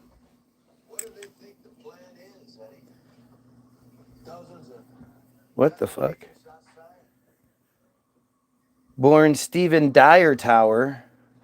Wait a minute. What? David H. Tower, March 7th, 1832 to December 22nd, 1907. Was born to, Stephen Dyer Tower and Elizabeth Eliza Tower, nee Beale, on March 7th, 1832 in Cummington, Massachusetts. He was the eldest of their 10 children. When he was 3 years old, his family moved to Windsor, Massachusetts. Tower was educated at a small country school there until the age of 13, at which time he entered an apprenticeship with a local millwright. His first notable job was his work in rebuilding the Crane Company's Red Mill of Dalton in 1846, which had been originally erected 4 years earlier by industrialist and papermaker Zenas Crane, who we can't seem to find anything on. This would be the first of many such projects that would characterize his career until his death in 1907. Tower was prolific in the construction, remodeling, and engineering of numerous paper mills, as well as facilities from other industries. His work was wide-ranging from the design of stationary buildings, such as business blocks and residences, to the engineering of mechanical equipment, such as dams and water wheels. You know, with that fucking, that country school education he got until the age of 13, when he worked in that, he got that apprenticeship job. At 13, like, we get this narrative all the time from back then. But I just can't help it. Like, I know what a 13-year-old is. I don't care how much harder life was and, this, that, and the other. They're still 13. There's very, very few 13-year-olds that I would ever care to spend time with outside of my own children.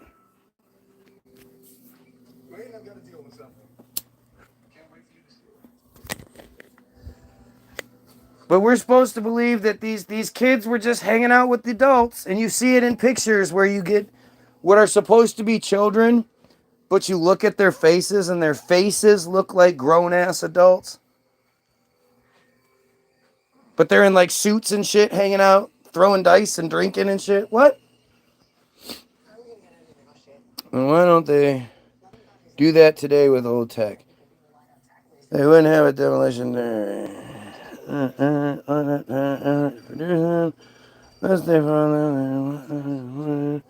Did you see the John Levi video about steam trains? They would smash them up by driving them into each other, driving them off cliffs. Yeah. I didn't see that video, but I mean,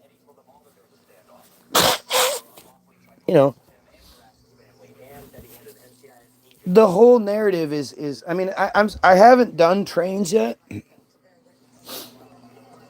but the narrative's stupid. I can guarantee that, the narrative is going to be a fucking dumb one. But the United States is apparently a new country developing new infrastructure, destroying steam trains seems ridiculous. For sure. For sure, it's all stupid. The narrative, that's what I'm trying to show you here. that whatever the narrative they give you is always something like it's ridiculous. Again, this guy's 13 after his normal. What school did he go to? Did that school produce a whole bunch of other people that were capable of just being the engineering gods, or just this guy? This guy just happened to be that guy.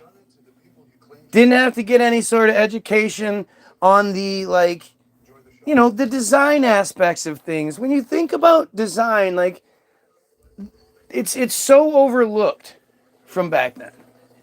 But from a design perspective, where you have little nuts and bolts and screws and wheels and intricate gears and all these different things that have to be specifically cut and manufactured so that they exactly fit together just perfectly, while spinning and also working together with this thing and that thing, and you're coming up with, these are mills, these are paper mills.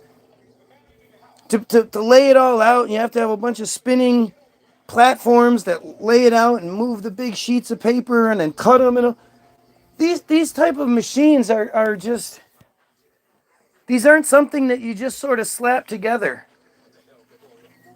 These aren't something that, you draw it out on a piece of paper with some crayons, and it's like, all right, make that. And then your metal guy's like, oh, okay, let me just make that.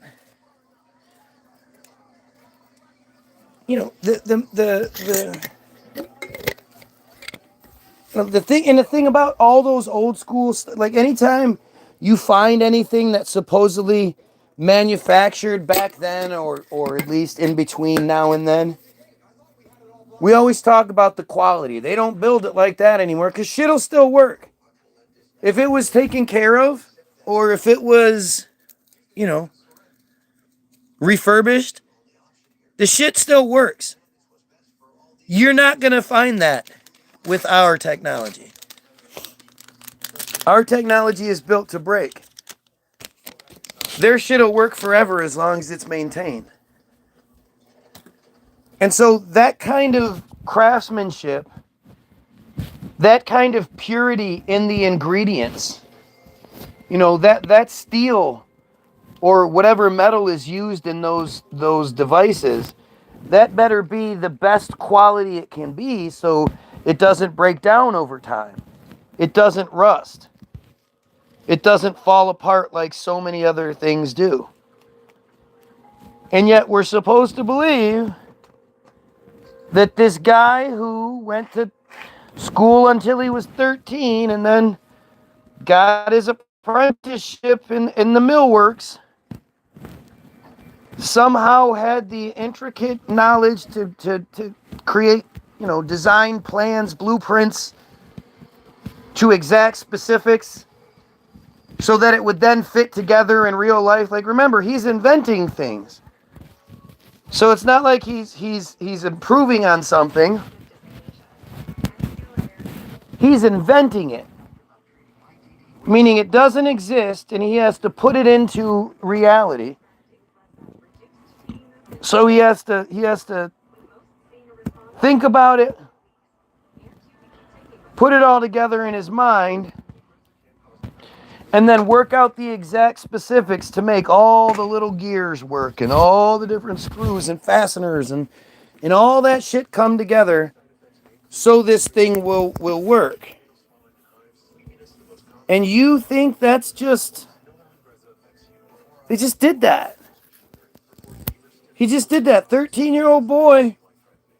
He got all the education he'd need. Right? Let's see. He was born in 1832. So at 13, it was 1845. He was 3 years old, and family went educated when 13. He entered the apprenticeship in 1846. His first notable work was his work in rebuilding the Crane Company's Red Mill of Dalton in 1846. So at 16 years old,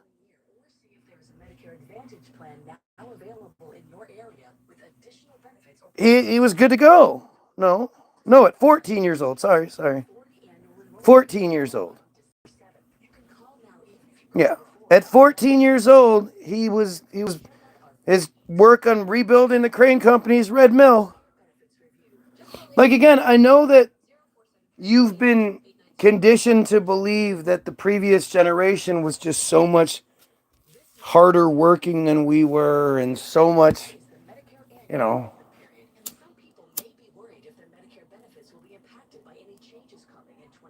had so many less distractions, no cell phones and televisions, and those people back then took a lot more pride in their shit. But this is like, this requires faith. This is us getting into the marvelous, the fantastic, you know, the fantastic, the fanciful idea of things. This 14-year-old boy was just that fucking guy. I mean, and then he was, you know, built, you know, he was known for a wide range of structures, stationary buildings, business blocks, residences, to the engineering of mechanical equipment such as dams and water wheels. This dude was just fucking everywhere. You know, and you'll find out that his works are all over, if not the you know, the region, entire country. There'll be works of his all over, and you're like, what? That's the 1800s. The fuck do you mean he's going around doing a water wheel here and a dam there and doing all of this shit? A lot of these things happening at the same time? How? On July 2nd, 1859, Tower married Margaret Young of Glasgow, Scotland. The couple bore one son, Walter Lamont, who was born in Dalton on December 26, 1868. During the Civil War, Tower, 6'6" in stature, was exempt from the draft due to scoliosis. Apparently, a 15-year-old boy was sent to Australia to educate the convicts how to build the stone structures. Right. I mean, it's literally what you'll find time and time again. And it's just so I'm just supposed to believe that these 15-year-olds, 13-year-olds, 14-year-olds, they were just better men than I am, that's for sure. Like, what are we talking about?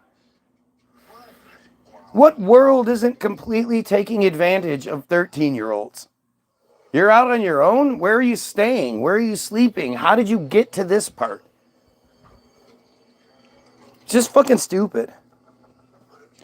Among those mills which David Tower was specifically identified with were the 4 paper mills of the Crane Company of Dalton, Massachusetts, which continues to produce paper for the United States Treasury, as well as a number of foreign governments. Of course, he also worked closely with Byron Weston to develop paper mills in Dalton and Windsor, Connecticut.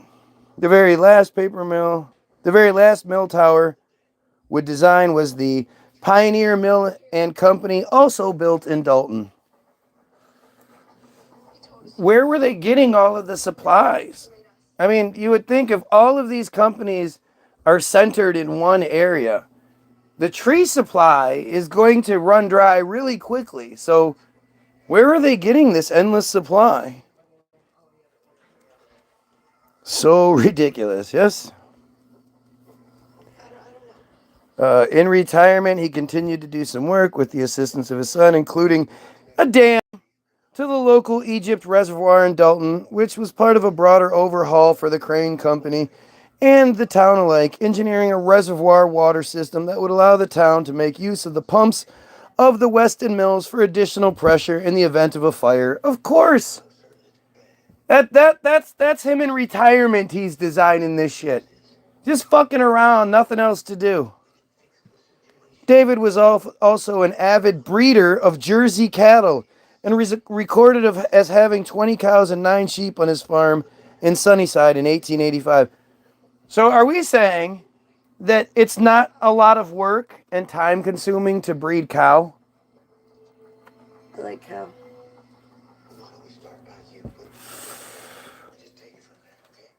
Selected works. Let's see. Oh, the Tower of Norman Paper Mill. Additional details in its terracotta tiles and battlements, right? Because you're going to design a paper mill, you want it to look like a medieval fortress, right?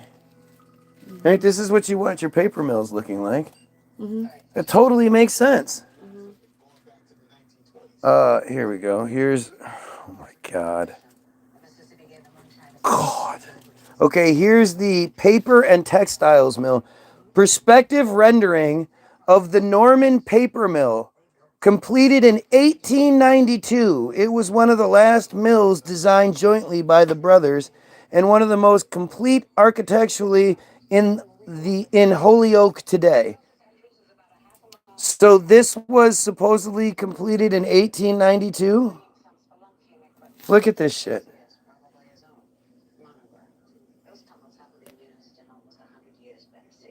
Who's building this in 1892? What's the construction company used? Where do they get their resources from? Is this there's a fucking train going by. So that gives you perspective of just how big this thing was. And look it up close. It's got the embattlements on it, just like this is literally identical to the other one. He built all these buildings the exact same way to look like fortresses.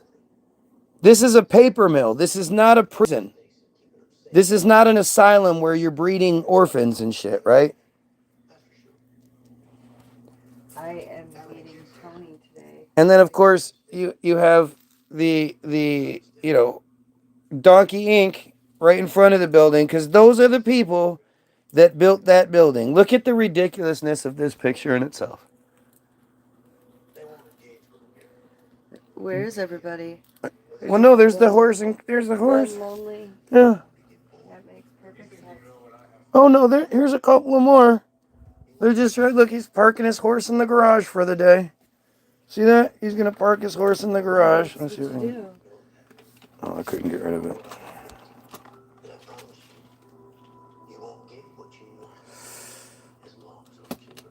So here's the Albion paper mill, designed in 1869 by David Tower. Yep. Looks very prison-like. Looks very asylum-like. But me's crazy. The former Parsons paper mill number 2, built in 1888, was the last paper producer. Several converters still remain in the city of Holyoke. Closing in 2005, it burnt in 2008, and the site was redeveloped in 2016 into a solar panel complex. Holy shit, it just gets better and better by the image. Look at that shit. Look at the little horses down by the, And of course, if you look at the background, you see the extremely developed city in the background. Even though it's blurry so you don't get much detail, you still see it. Somebody took the time to draw that in there, meaning it had to be there. Why would they put the effort into drawing it? And of course, it has the center, embattlement there, the watchtower, to make sure none of the escapees get out. That looks like a goddamn prison. Look at this one. Yeah. It's not a prison? No. What is it? A paper mill. Built in 1888. They built that in 1888. That's a pretty foreboding paper mill. It only took them a year to build it. Well, who knows how many months it actually took them? Because if it was built in 1888, it could be 5 months, 6 months. They don't really give you much, do they? So he's known for the Springfield Paper Mill in Rainbow, Connecticut, 1864. The Albion Paper Mill in Holyoke, Massachusetts, 1869, demolished in 2018. The Whitting Paper Mill in Holyoke, Massachusetts, in 1869. That's two giant mills in the same year.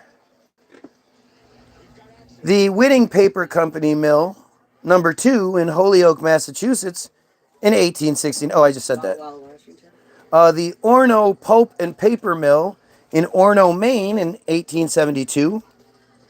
C.H. Dexter and Sons, Windsor Locks, Connecticut, 1874. Delaney and Munson Manufacturing Company in Unionville, Connecticut in 1874. Chemical Paper Company Mill in Holyoke, Massachusetts in 1880. Now a main manufacturing plant of the Hazan Paper Company. Fairchild Paper Company Mill in 1880 in Pepperell, Massachusetts, 1880.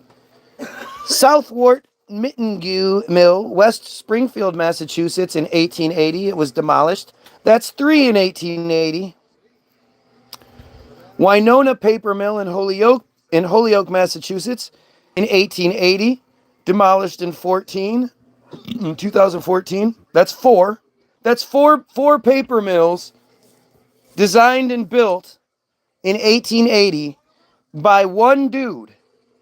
And all basically in the same, again, you have all of these paper mills all in the same place. Where are they getting their supplies from? You have, I mean, they're literally multiple are in Holyoke, Massachusetts alone. You're telling me that they're not competing with each other? They're not cutting down trees at a rate that can't be replicated, like can't be accounted for, can't be planted, especially these old trees. Where the hell are they getting all this from? What infrastructure is in place to bring them the logs? What are they using to transport all of these logs? I know they'll say like it's on the riverbanks or whatever. But even that, to ride all to cut all those logs and then put them in the water and ride the like we're talking about such an insane undertaking. But this is the 1880s, man. The 1880s were a spectacular time in American history. The Nonotuck Paper Mill in Holyoke, Massachusetts in 1881, demolished in 2011. The Hampden Glazed Paper and Card Company in Holyoke, Massachusetts, 1882, still in operation under original business.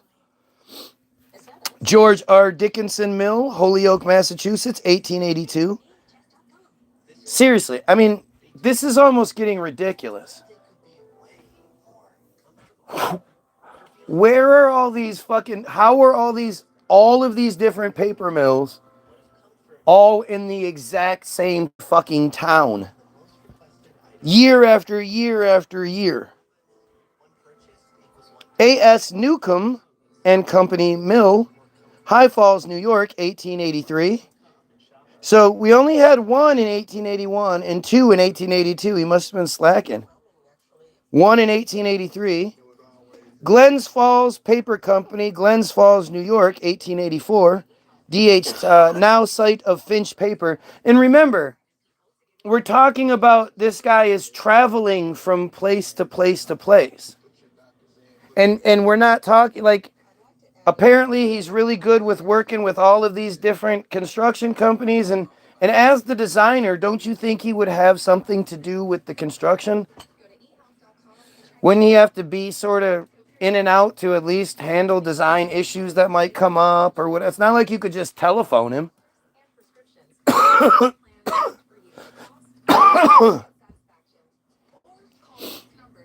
mean, at least he's not doing a whole bunch all over the world like they normally do. Let's see. The Ticonderoga Paper and Pulp Mill, Ticonderoga, New York, 1884. So that's 2 in 1884. Merchant and CIA, Fabricia de Paper de Salto, San Paulo, Brazil in 1887. Now, I just opened my fucking mouth, didn't I? At least he's not doing it all over the world like most of these people did it. Now he's in Brazil. The first industrial paper mill in South America. Of course. Parsons Paper Mill number 2, Holyoke, Massachusetts, 1888, demolished in 2016. How come so many of these are the number 2? What happened to the number 1 facility? Especially considering these facilities lasted well over 100 years. What happened to number 1? Alright, I'll be back. Nathan's got lunch in the fridge. I'm meeting Tony. Tony has done it again. Did you already go to Wally World? No, I'm getting on the way.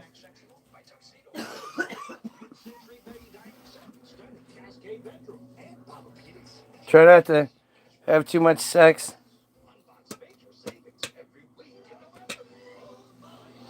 Hollywood Mill, Richmond, Virginia, 1888.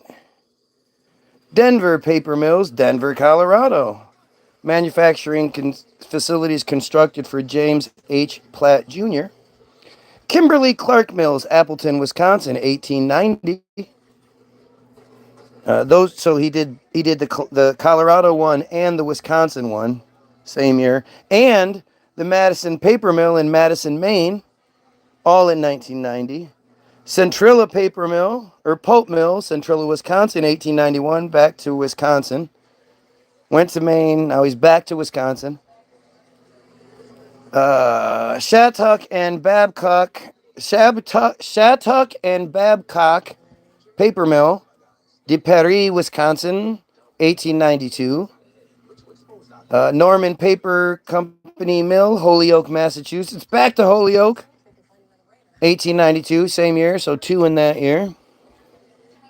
Montague Paper Company, Turner Falls, Massachusetts, 1896, now known as Southwark Turner Falls Mill.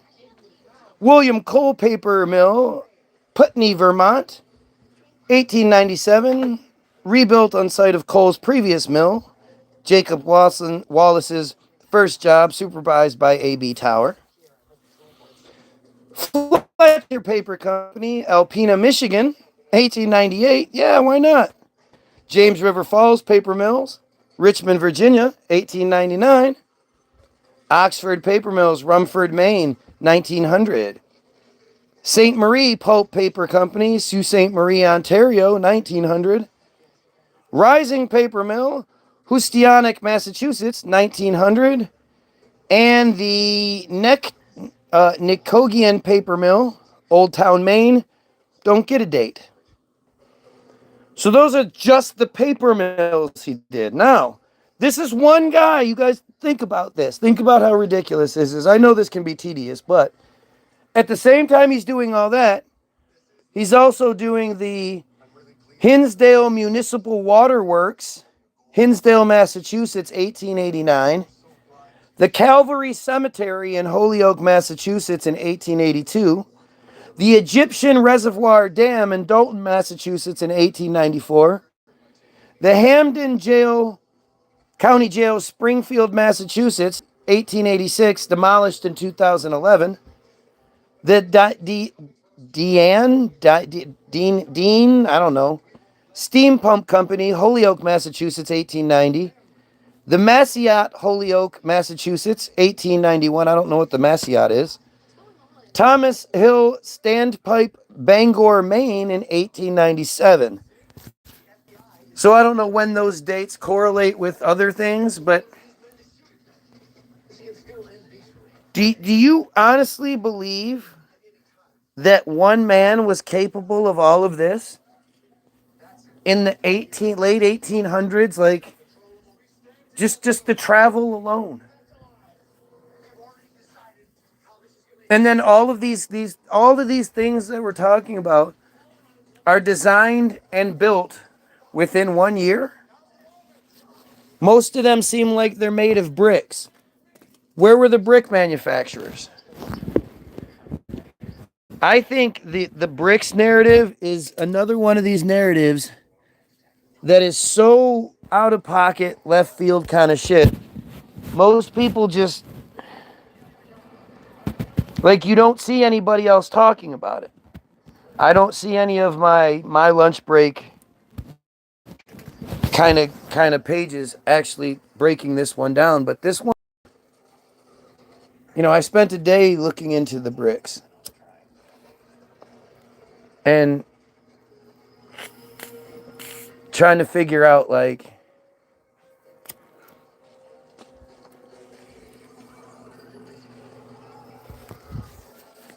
you know,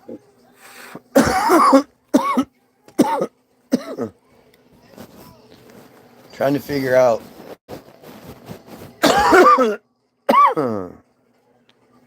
what, you know, just what makes sense. And so many things that are constructed from yesteryear are constructed out of bricks.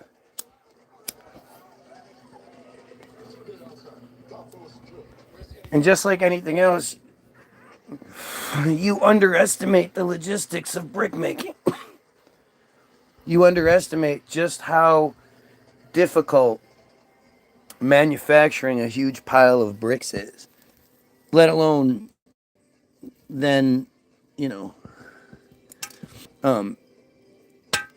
shipping, delivering that same pile of bricks to whatever location it may be, whether it's the Thames River Tunnel or it's, you know, any one of these structures that this guy designed the exact same way, just bigger and bigger, that happen to look like prisons, and, you know, thing after thing after thing that's already been said. Like, at some point, we have to start asking questions. Years ago, John Levi was diving into the red brick thing as well. I haven't watched him in years, though. Yeah, I'd have to know for sure that John Levi wasn't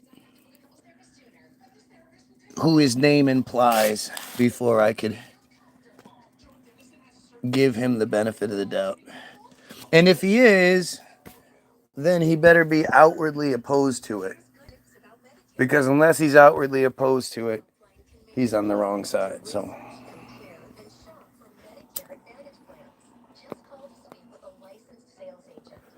but when you think about, like, we're like the, you know, there's this like one section of America where there's all these brick manufacturers, just like the paper mills. They're not spread out. They're all in one little spot. And to think about what it takes to, you know, to fire bricks, and just to think about, like, you had to build the brick making facilities and the kilns and all that. You had to build those out of bricks to begin with. So you had to build throwaway kilns to be able to build the thing you needed to build to begin with. And they all just, you know, they all just seemingly pop up out of nowhere.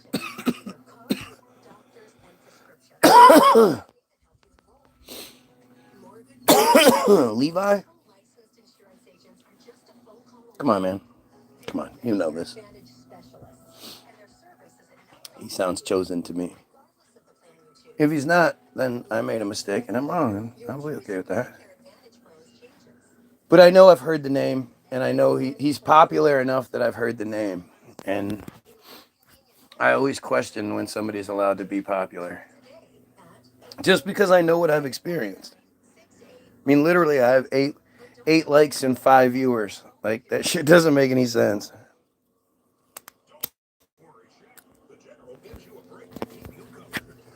Six months ago, I'm getting thousands of views. Today, I'm lucky to get hundreds. It's interesting how it works.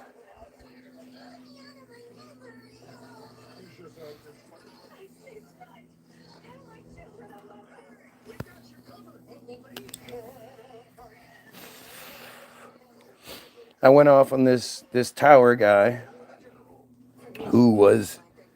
I'm always fascinated when they tell me about architects that did something, somebody that built this or built that. And this was the Crane Currency Company. I just went off on this. See, I just get off on these fucking tangents because it's all so stacked up on top of each other that if you start looking into it, you find yourself chasing other leads over and over again.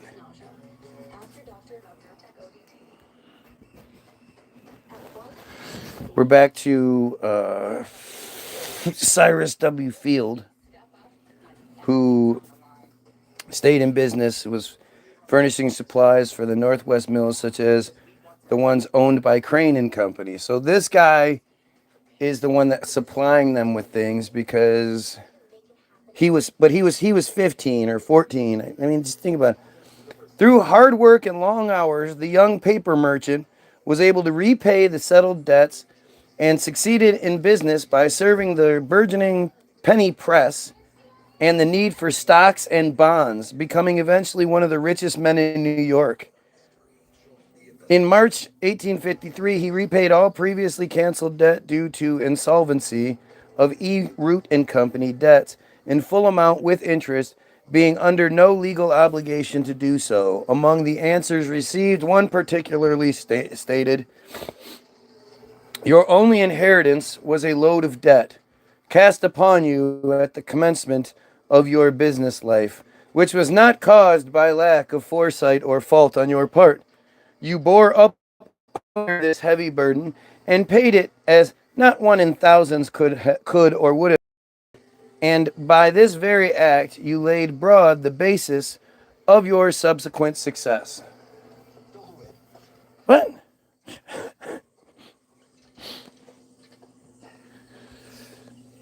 Building the Clems, transporting the materials would be a massive feat with a small population, plus feeding all the people to do this and storing the food without a refrigerator. I mean, you're there. Yeah, if someone isn't shadow banned, they're highly suspect. Oh, I never knew that was a small hat name. Yes, sir. Midlife. This is him midlife. Because, of course, I mean, think about dressing like that. Do you know how warm that would be? These guys always look like it's cold outside. They have these wool outfits on, these wool and cotton outfits. Do you know how hot they would be dressed in these outfits? Business earnings permitted Field to partially retire at the age of 34 with a fortune of $250,000, equal to $8,749,074 exactly today, and build a home in Gramercy Park. I always think about this, like,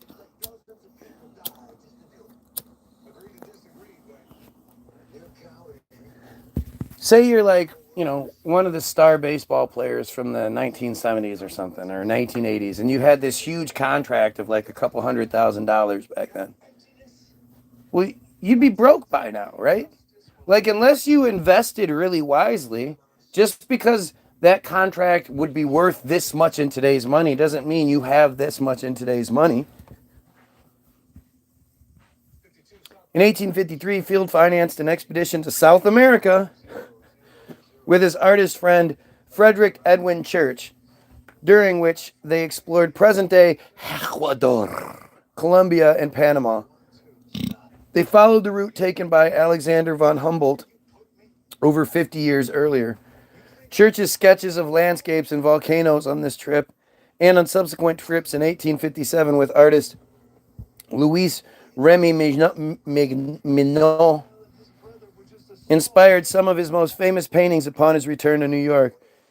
Field's list of places of interest to visit in South America reflected his interest, including business interests, bridges, volcanoes, waterfalls, and cities, as well as gold mines and emerald mines in Muzo.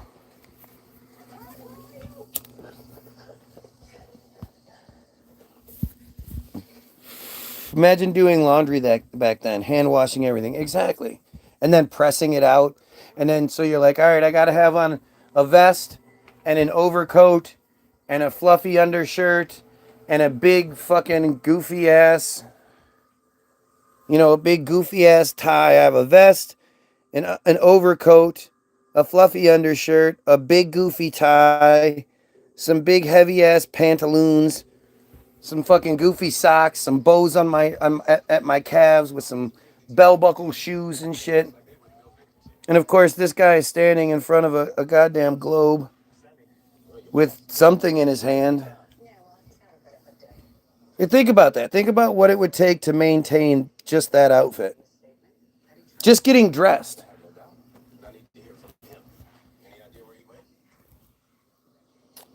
Oh yeah, this is how we did this. That's why we're here. Field turned his attention to telegraphy after he was contacted in January 1854 by Frederick Newton Gisborne, a British engineer who aimed to establish a telegraph connection between St. John's, Newfoundland and New York City. Started the work, but failed due to lack of capital. Later that year, with Peter Cooper, Abram Stevens Hewitt, Moses Taylor, and Samuel F.B. Morse. Gee, a lot of those names are really funny chosen. Like borderline, like they could or couldn't be. But, you know, they are from what I can think of examples of all three that I know are.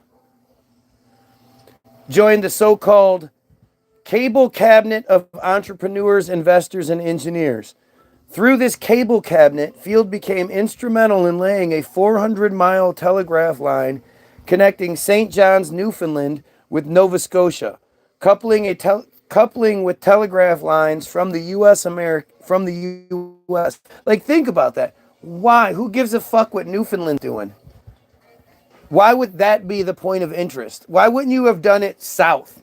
Like, if it's not about going across the Atlantic, then why would you not be like, I want to connect Mexico to Florida or some shit like that?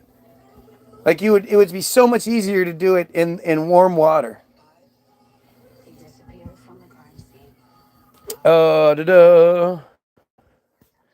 American investors took over Gisborne's venture. They took over and formed a new company called the New York, Newfoundland, and London Telegraph Company, the NYNLTC. That's a clever name. After Field convinced the cable cabinet to extend the line from Newfoundland to Ireland.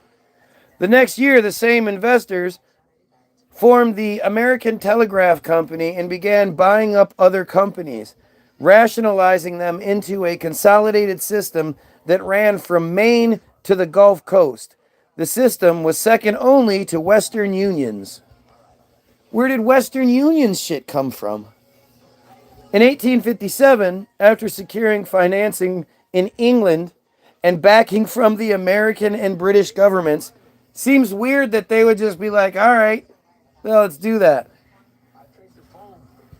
The Atlantic Telegraph Company began laying the first transatlantic telegraph cable, utilizing a shallow submarine plateau that ran between Ireland and Newfoundland.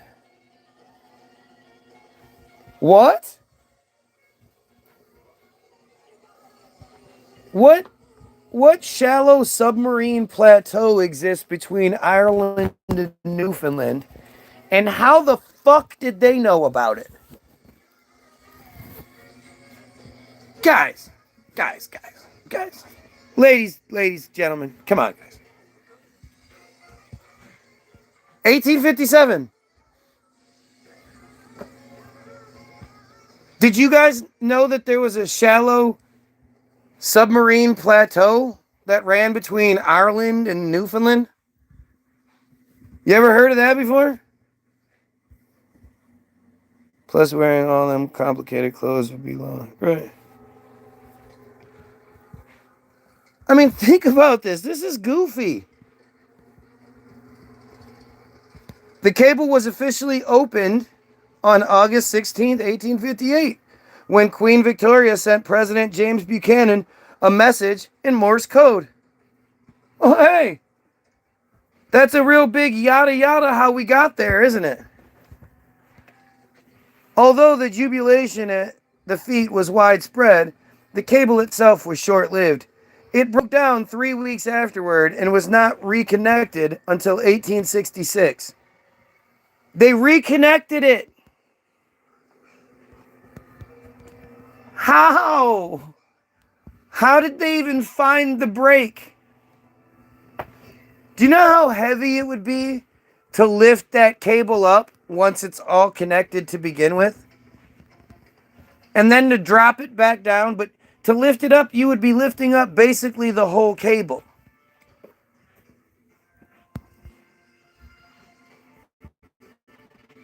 I mean, this is 1850s technology. What are we talking about, guys?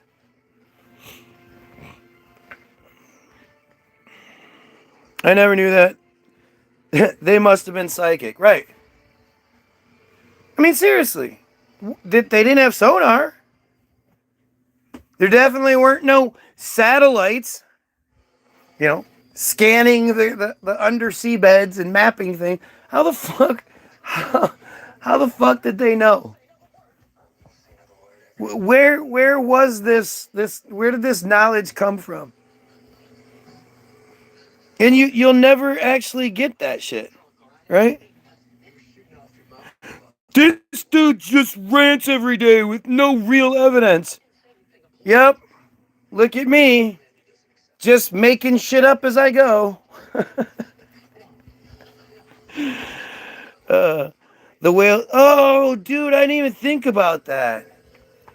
Yeah, it was probably the whales. I hate thinking about, like, what the oceans used to look like. Right? The oceans used to be just full of whales. And they would just, like, literally, they would use whale oil for lamps and shit. They were killing whales like it was just, like there was an endless supply of whales. And they were killing so many that they could supply people's needs for oil. Like, the whales had to be just everywhere. And they were probably friendly and shit. It's so disgusting. Or the dolphin, right? All of it. All of it. The giant fucking squid and shit that everyone reports. Who fucking knows? I mean, to think about, like, how they were able to kill whales means they must have had some... One, whales must have been way too friendly. And two, they must have had some pretty significant armaments back then. Like, that's a pretty serious bunch of shit, right? Let's see. During the Panic of 1857, Field's paper business suspended, and Peter Cooper, his neighbor in Gramercy Park, was the only one that kept him from going under. Right, you gotta love all these stories of these guys who fucking went, they had it all, then they went broke, and then they made it back, and then they ended up dying broke, and, like, it's crazy. On August 26, 1856, Field returned to a triumphant homecoming at Great Barrington, Massachusetts. Saluting this Massachusetts boy made good. "This has been a great day here," trumpeted the New York Times. The occasion was the reception of the welcome of Cyrus W. Field, Esquire, the world-renowned parent of the Atlantic Telegraph Cable Scheme, which has been so successfully completed. Well, there you go. That's proof. Field's activities brought him into contact with a number of prominent persons on both sides of the Atlantic, including Lord Clarendon and William Ewart Gladstone, the British finance minister at the time. Field's communications with Gladstone would become important in the middle of the American Civil War, when 3 letters he received from Gladstone between November 27th, 1862 and December 9th, 1862 caused a furor, because Gladstone appeared to express support of the secessionist southern states in forming the Confederate States of America. Oh my gosh! People can talk to dolphins and dolphins can understand humans and languages. That's why it's illegal in the United States to speak to dolphins. It's illegal to speak to them? All right, well, good you were here, Matt. Hope you have a great day, dude. In 1857, Field received a gold medal from the United States Congress and a grand prize at the International Exposition in Paris for his work on the transatlantic cable. The International Exposition, that's one of those World's Fairs that they were so good at. And I think that the whole notion of giving medals and shit is just silly, especially to civilians. Like, it's one thing to have this sort of, like, somebody got fucked up and somebody went to war. And so you give them this symbolic thing that, at least gives them something for what they lost. I guess I get that. But when you're giving medals away to civilians, it just seems weird. In the 1870s and 80s, Field entered into transportation business. He served as president of the New York Elevated Railroad Company in 1887 and 1880. The New York Elevated Railroad Company, you know about that, right? And collaborated with Jay Gould on developing the Wabash Railroad. Field also loaned Henry W. Grady the $20,000 used for Grady to buy a 1/4 interest in the Atlantic Constitution newspaper. Okay. He also owned the Mail and Express, a New York newspaper. Bad investments deprived Field of his fortune. He lived modestly during the last 5 years of his life in his native Stockbridge, Massachusetts, and died in 1892 at the age of 72. Gotta love it. So now we're back to the Telegraph. Maybe it'll give us more information. I wanted to see who the guy was. The project began in 1854 with the first cable laid from Valentia Island, off the west of Ireland, to the Bay of Bulls, Trinity Bay, Newfoundland. The first communications occurred on August 16th, 1858, but the line speed was poor. Hello?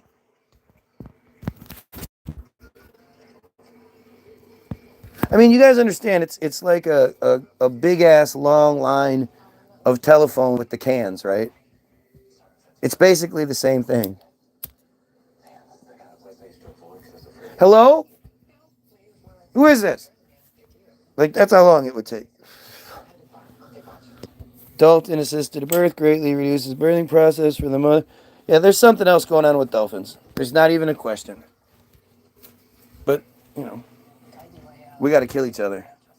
We got to test bombs in the ocean. Can you imagine how many sea creatures die when those bombs go off underwater and blow, big fucking holes like the Bikini Atoll?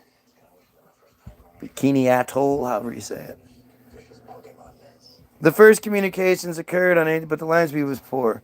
The first official telegram to pass between two continents that day was a letter of congratulations from Queen Victoria of the United Kingdom to President of the United States, James Buchanan. Also made a comment about the whales above you may have missed, guys. Some Western researchers went over there to interview them. Very interesting.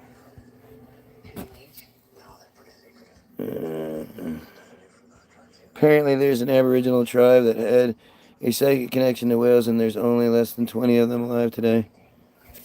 Who knows? Who knows? Anything outside of what who knows?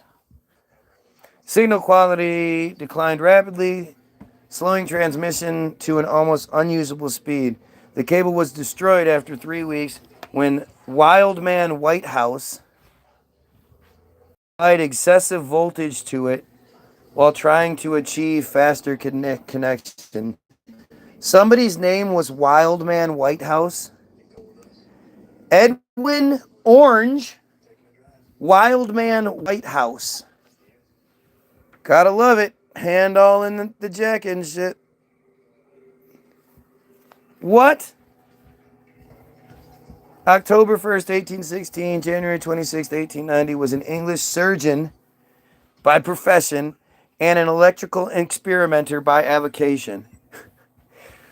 He was recruited by entrepreneur Cyrus Westfield as chief electrician to work on the pioneering endeavor to lay the first transatlantic telegraph cable for the Atlantic Telegraph Company between Western Ireland and Eastern Newfoundland. You would think you wouldn't use some guy that was a surgeon by day somehow, and a tinkerer by night. You'd think you'd want the best guy for the job, but apparently not.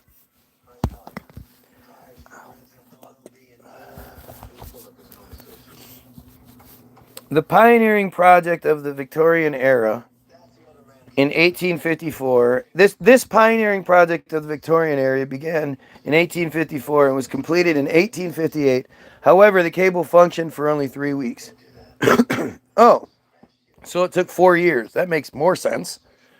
While Whitehouse, his name is Whitehouse, sent the first telegraph communications on August 16, 1858 to the United States of America, he was ultimately responsible for the undersea cable failure after he applied high voltages in an effort to boost declining signals.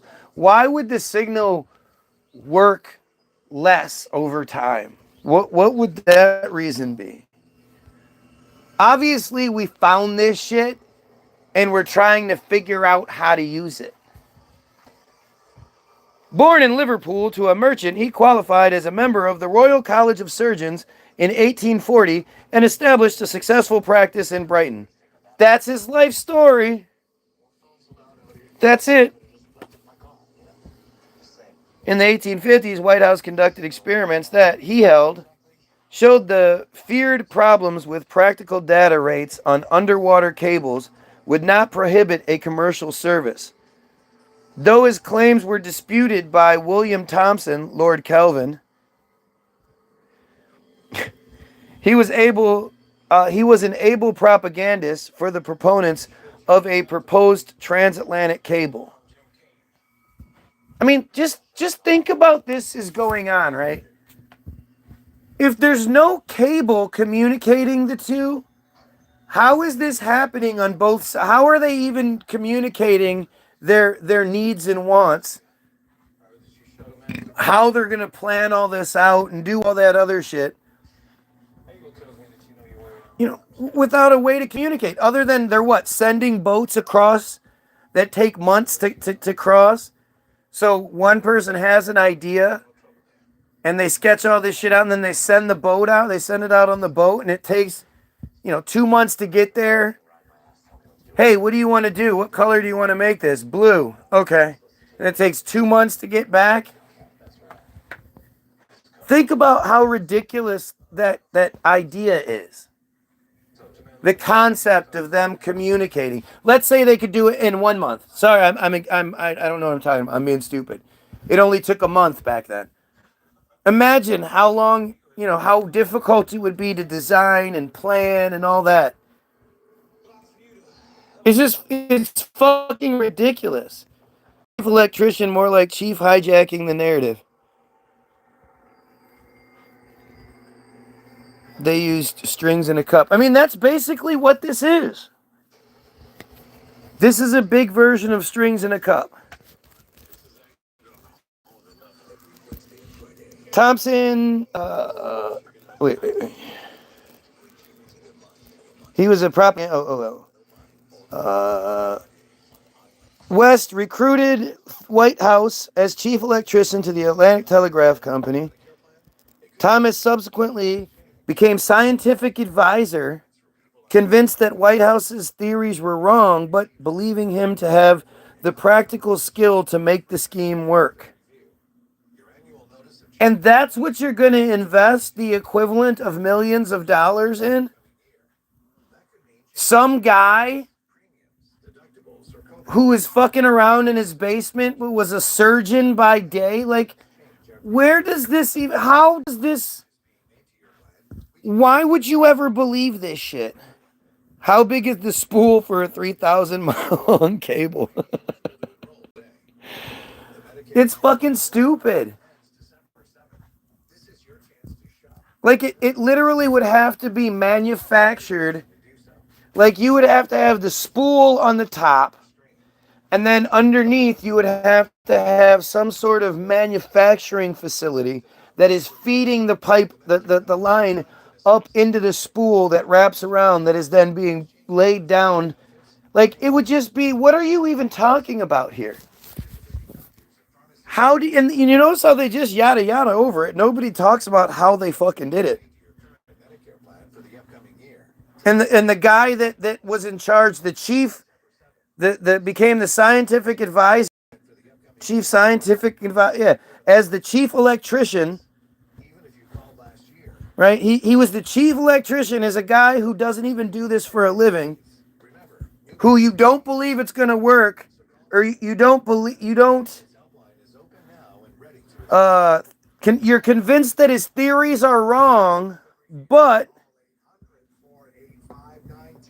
you believe he has the practical skill to make it work. What? What business sense would that make? How heavy would the spool be to even load onto a ship in the first place? No, it was all manufactured piece by piece, is what they'll say. Manufactured on the ship. Because again, somebody had to design and then manufacture all the intricate little components to make that spool work to begin with. All the screws to hold it in place, all the gears to make things turn right, the bearings, the grease, all of it. We don't talk about that shit. But this right here, this is the official narrative, and the official narrative is the main guy behind it, the main investor, didn't believe in he decided to go with just some random guy in England who was a surgeon by day and a tinkerer by night, by avocation. And you, I mean, he doesn't believe the guy's theories are correct, but he believes in him. You know what? He's really convincing. I think he's wrong, but you know what? He believes it, and I believe him too. He's telling me if he sprays me with this spray, that bullets will bounce off of me. And I don't think that's possible, right? I think that's crazy. But so I'm going to sign over my power of attorney and all of my fortune to him, and then I'm going to let him shoot me just to see if it works. I will see if it works. I mean, I hope I'm wrong. I hope I'm wrong. And luckily, he is wrong. He must have been a Christian, no doubt. When the cable was finally opened for business, it was beset with problems that Thomson had foreseen. White House's inadequate apparatus had to be replaced by Thomson's more sensitive mirror galvanometer. Mirror galvanometer is an ammeter that indicates it has sensed an electrical current by deflecting a light beam with a mirror. The beam of light projected on a scale acts as a long massless pointer. In 1826, Johann Christiansen Poggendorf developed the mirror galvanometer for detecting electric currents. The apparatus is also known as the spot galvanometer, after the spot of light produced on some models. Oh, I love it. I just love it. So, this right here, this is exactly what I'm talking about. Do you understand that every single piece of this has to be manufactured? This doesn't exist, right? So somebody has to see it in their mind and then draw it out on paper and draw out each individual part, its exact specs. It can't be off in any sort of way. Oh, this has to be screwed in here, and this goes here. And then they have to get the local, blacksmith working in his stables. Clank, clank, clank. They have to get this guy to precisely manufacture each individual piece. And then it has to work. It's got to work like perfect. Oh, man. Glad that worked. Do you realize how intricate this thing is? You don't, because we're just looking at a picture. But from the picture, we can only imagine what's going on inside of there. And somebody just, I was cleaning the thing, and I stand up and I bump my head on the toilet. And there I saw it. The flux capacitor. That's basically what they'll say here. Because think about the experimentation it would require to make this thing. How many different models you would have to make. How many different, adjustments. Oh, okay, this thing doesn't quite work. Let me try this or that. No, they'll say that he just fucking got it right on the first try, I'm sure. But that's just not how science works. That's not how engineering works. He would have had to try multiple different ways before he actually got it right. And we're talking about 1826? 1826, just let me just fabricate this. Let me just get this. I'm going to fabricate this piece here and this gold piece over here. And, think about that shit. It's not feasible, you guys. Mirror galvanometers were used extensively in the scientific instruments before reliable, stable electronic amplifiers were available. The most common uses were as recording equipment for seismometers and submarine cables used in telegraphy. In modern times, the term mirror galvanometer is also used for devices that move laser beams by rotating a mirror through a galvanometer setup, often with a servo-like control loop. The name is often abbreviated as GLAVO. Jesus Christ, you guys. Do you realize, it shouldn't be like this? I should just read into it and be like, oh shit, okay, I guess that makes sense then, yeah. Yeah, I can see how that could work out. Oh, yeah, okay, I see. Now, step 1, step 2, step 3. Okay, I got it, yep. That's how it should be, and it's how it never is.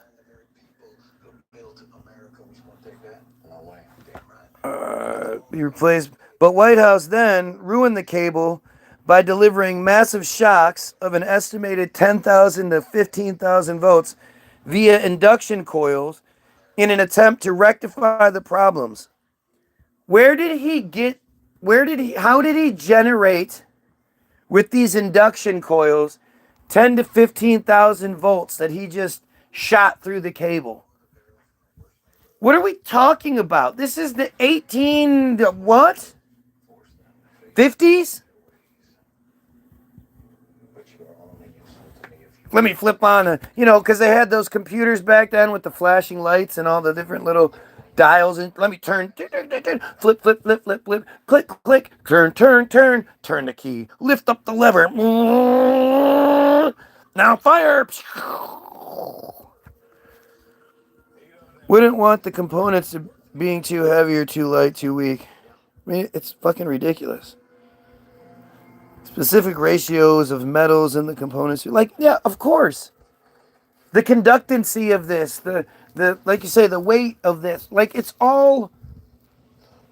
It would require multiple prototypes to be able to... First, you have to manufacture the prototypes, and then, then you get it, you have to get it just right. Think of all the different avenues that... These guys are working by candlelight inside their giant laboratories? With the little, all the different glass loops and shit with the different, waters all bubbling through. Blah, blah, blah, blah, blah, blah, blah. Drip, drip, drip, drip. Psh, blah, blah, blah, blah, blah. You know what I'm talking about. Fucking, think of Sword in the Stone, right? The wizards, when just before the wizard packs up. Where was I? Where was I?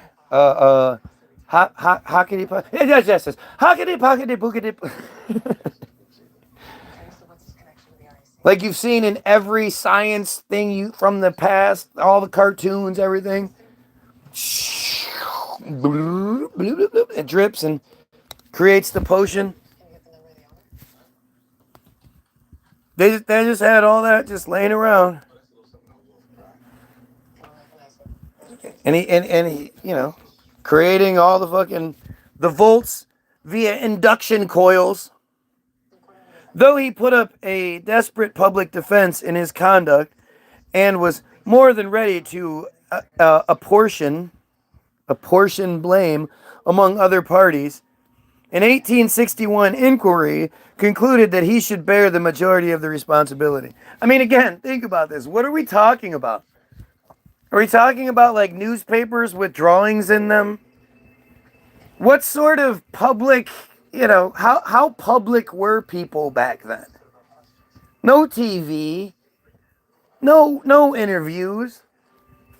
Like even the newspapers, who was manufacturing the local newspapers that people were seeing these stories?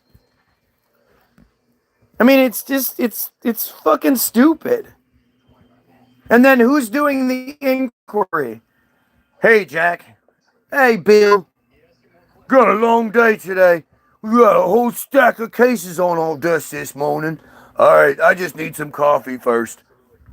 And then they go, okay, they get their little Sherlock Holmes helmet and they just walk around. Oh, and what's your name, fellow? Shropshire Slasher. And your occupation? Shropshire Slasher. Like, what kind of dumb shit is this? They try to spice it up and give it these wings, right? They try to make it seem like, oh, it's super interesting because, look, they did this and look, there's that. But at the end of the day, it's just dumb. It's been argued that the manufacture, storage, and handling of the 1858 cable would have led to premature failure in any case. Right. Because go figure, 1858 didn't have great cable making abilities. Whitehouse was a fellow with a capital F of the Royal College of Surgeons. Licentite, Licentate, Licentate of the Society of Apothecaries, Fellow of the Royal Astronomical Society, Associate of the Institution of Civil Engineers, founding member of the Society of Telegraphic Engineers, and a member of the Royal Institution, the Royal Meteorological Society, the Pharmaceutical Society, and the British Association for the Advancement of Science. I mean, just think about this. All these different societies are what? Meeting up with each other, and how is this all? We're talking about the 1850s. What were these societies doing with their donkey inks? The engineers, the telegraphic. I mean, you would think like any one or two of these things would keep anyone busy all the time in modern day society. Back then, how did it work? How did they all communicate with each other? Where were they all getting these ideas from? Who was manufacturing all of this shit? That's George, or that's what's his name? I'm done. I'm so done. I'd have to come back to this again tomorrow. That was Edward Orange Wildman Whitehouse. That was his name. Edward Orange Wildman Whitehouse. Do you guys see how ridiculous your history is? It's not me. I couldn't ask for it to be more ridiculous. I just read it for what it says, and if you believe it after I read it to you and we just sort of break down what's being said, that's on you. But to me, it just, there's too many things that, like, the logistics. The logistics always ruins the narrative. Because you're supposed to overlook so much. Yeah, well, they use the glavinometer. Yeah, here it is, right here. We have a picture of it. Really? How did they manufacture that? Oh, we don't know. I was just lost. Oh, no. Oh, whatever. Don't worry. Don't ask that question. Just know that this was used. That looks pretty fucking insane. Like, somebody came up with that? Yeah, hit his head on the toilet. Doc Brown style. Whatever. Move on. It's fucking nuts. It's nuts how they just, they have us so pre-programmed to believe stupidity through our religious indoctrination, and then the school shit where you're not supposed to ask questions. You're supposed to regurgitate. You're supposed to learn how to override common sense and regurgitate. And yeah, some of you might excel in certain areas and then be plucked out and put in special places, but most of us are there to learn how to take orders. We're there to learn how to learn, be taught something so then we can regurgitate it and follow orders. Don't ask questions, follow the orders. So when it's time for you to get your slave job, you're ready to go. Anyway, go get the free download, www.bilderberg.group.com. It's the first link in the description. It's free. All we ask is to share it with someone. When it asks you how much you want to pay, click 0, and it's free. And then the rest of the links are receipts, are how you can educate yourself on whether or not I'm wrong, because I'm providing you with only their information. This isn't my shit, this is their shit. And I encourage you to watch Hollywoodism, the most important film ever made. I absolutely encourage you to read the Israel Hayom Bottom of Darkness article, the most important article ever written. It puts everything into perspective. It explains why and how they can do this, how they can be such awful, heartless people because of what's done to them. So go educate, and go check out the other things, the Team Jorge, the Havara Agreement, Act.il. Go check out all these things. Read, educate yourself on their information, and then you can come back and tell me what I misinterpreted, what I'm getting wrong, okay? So have yourself a great day. Most importantly, you pedophiles, fucking kill yourself.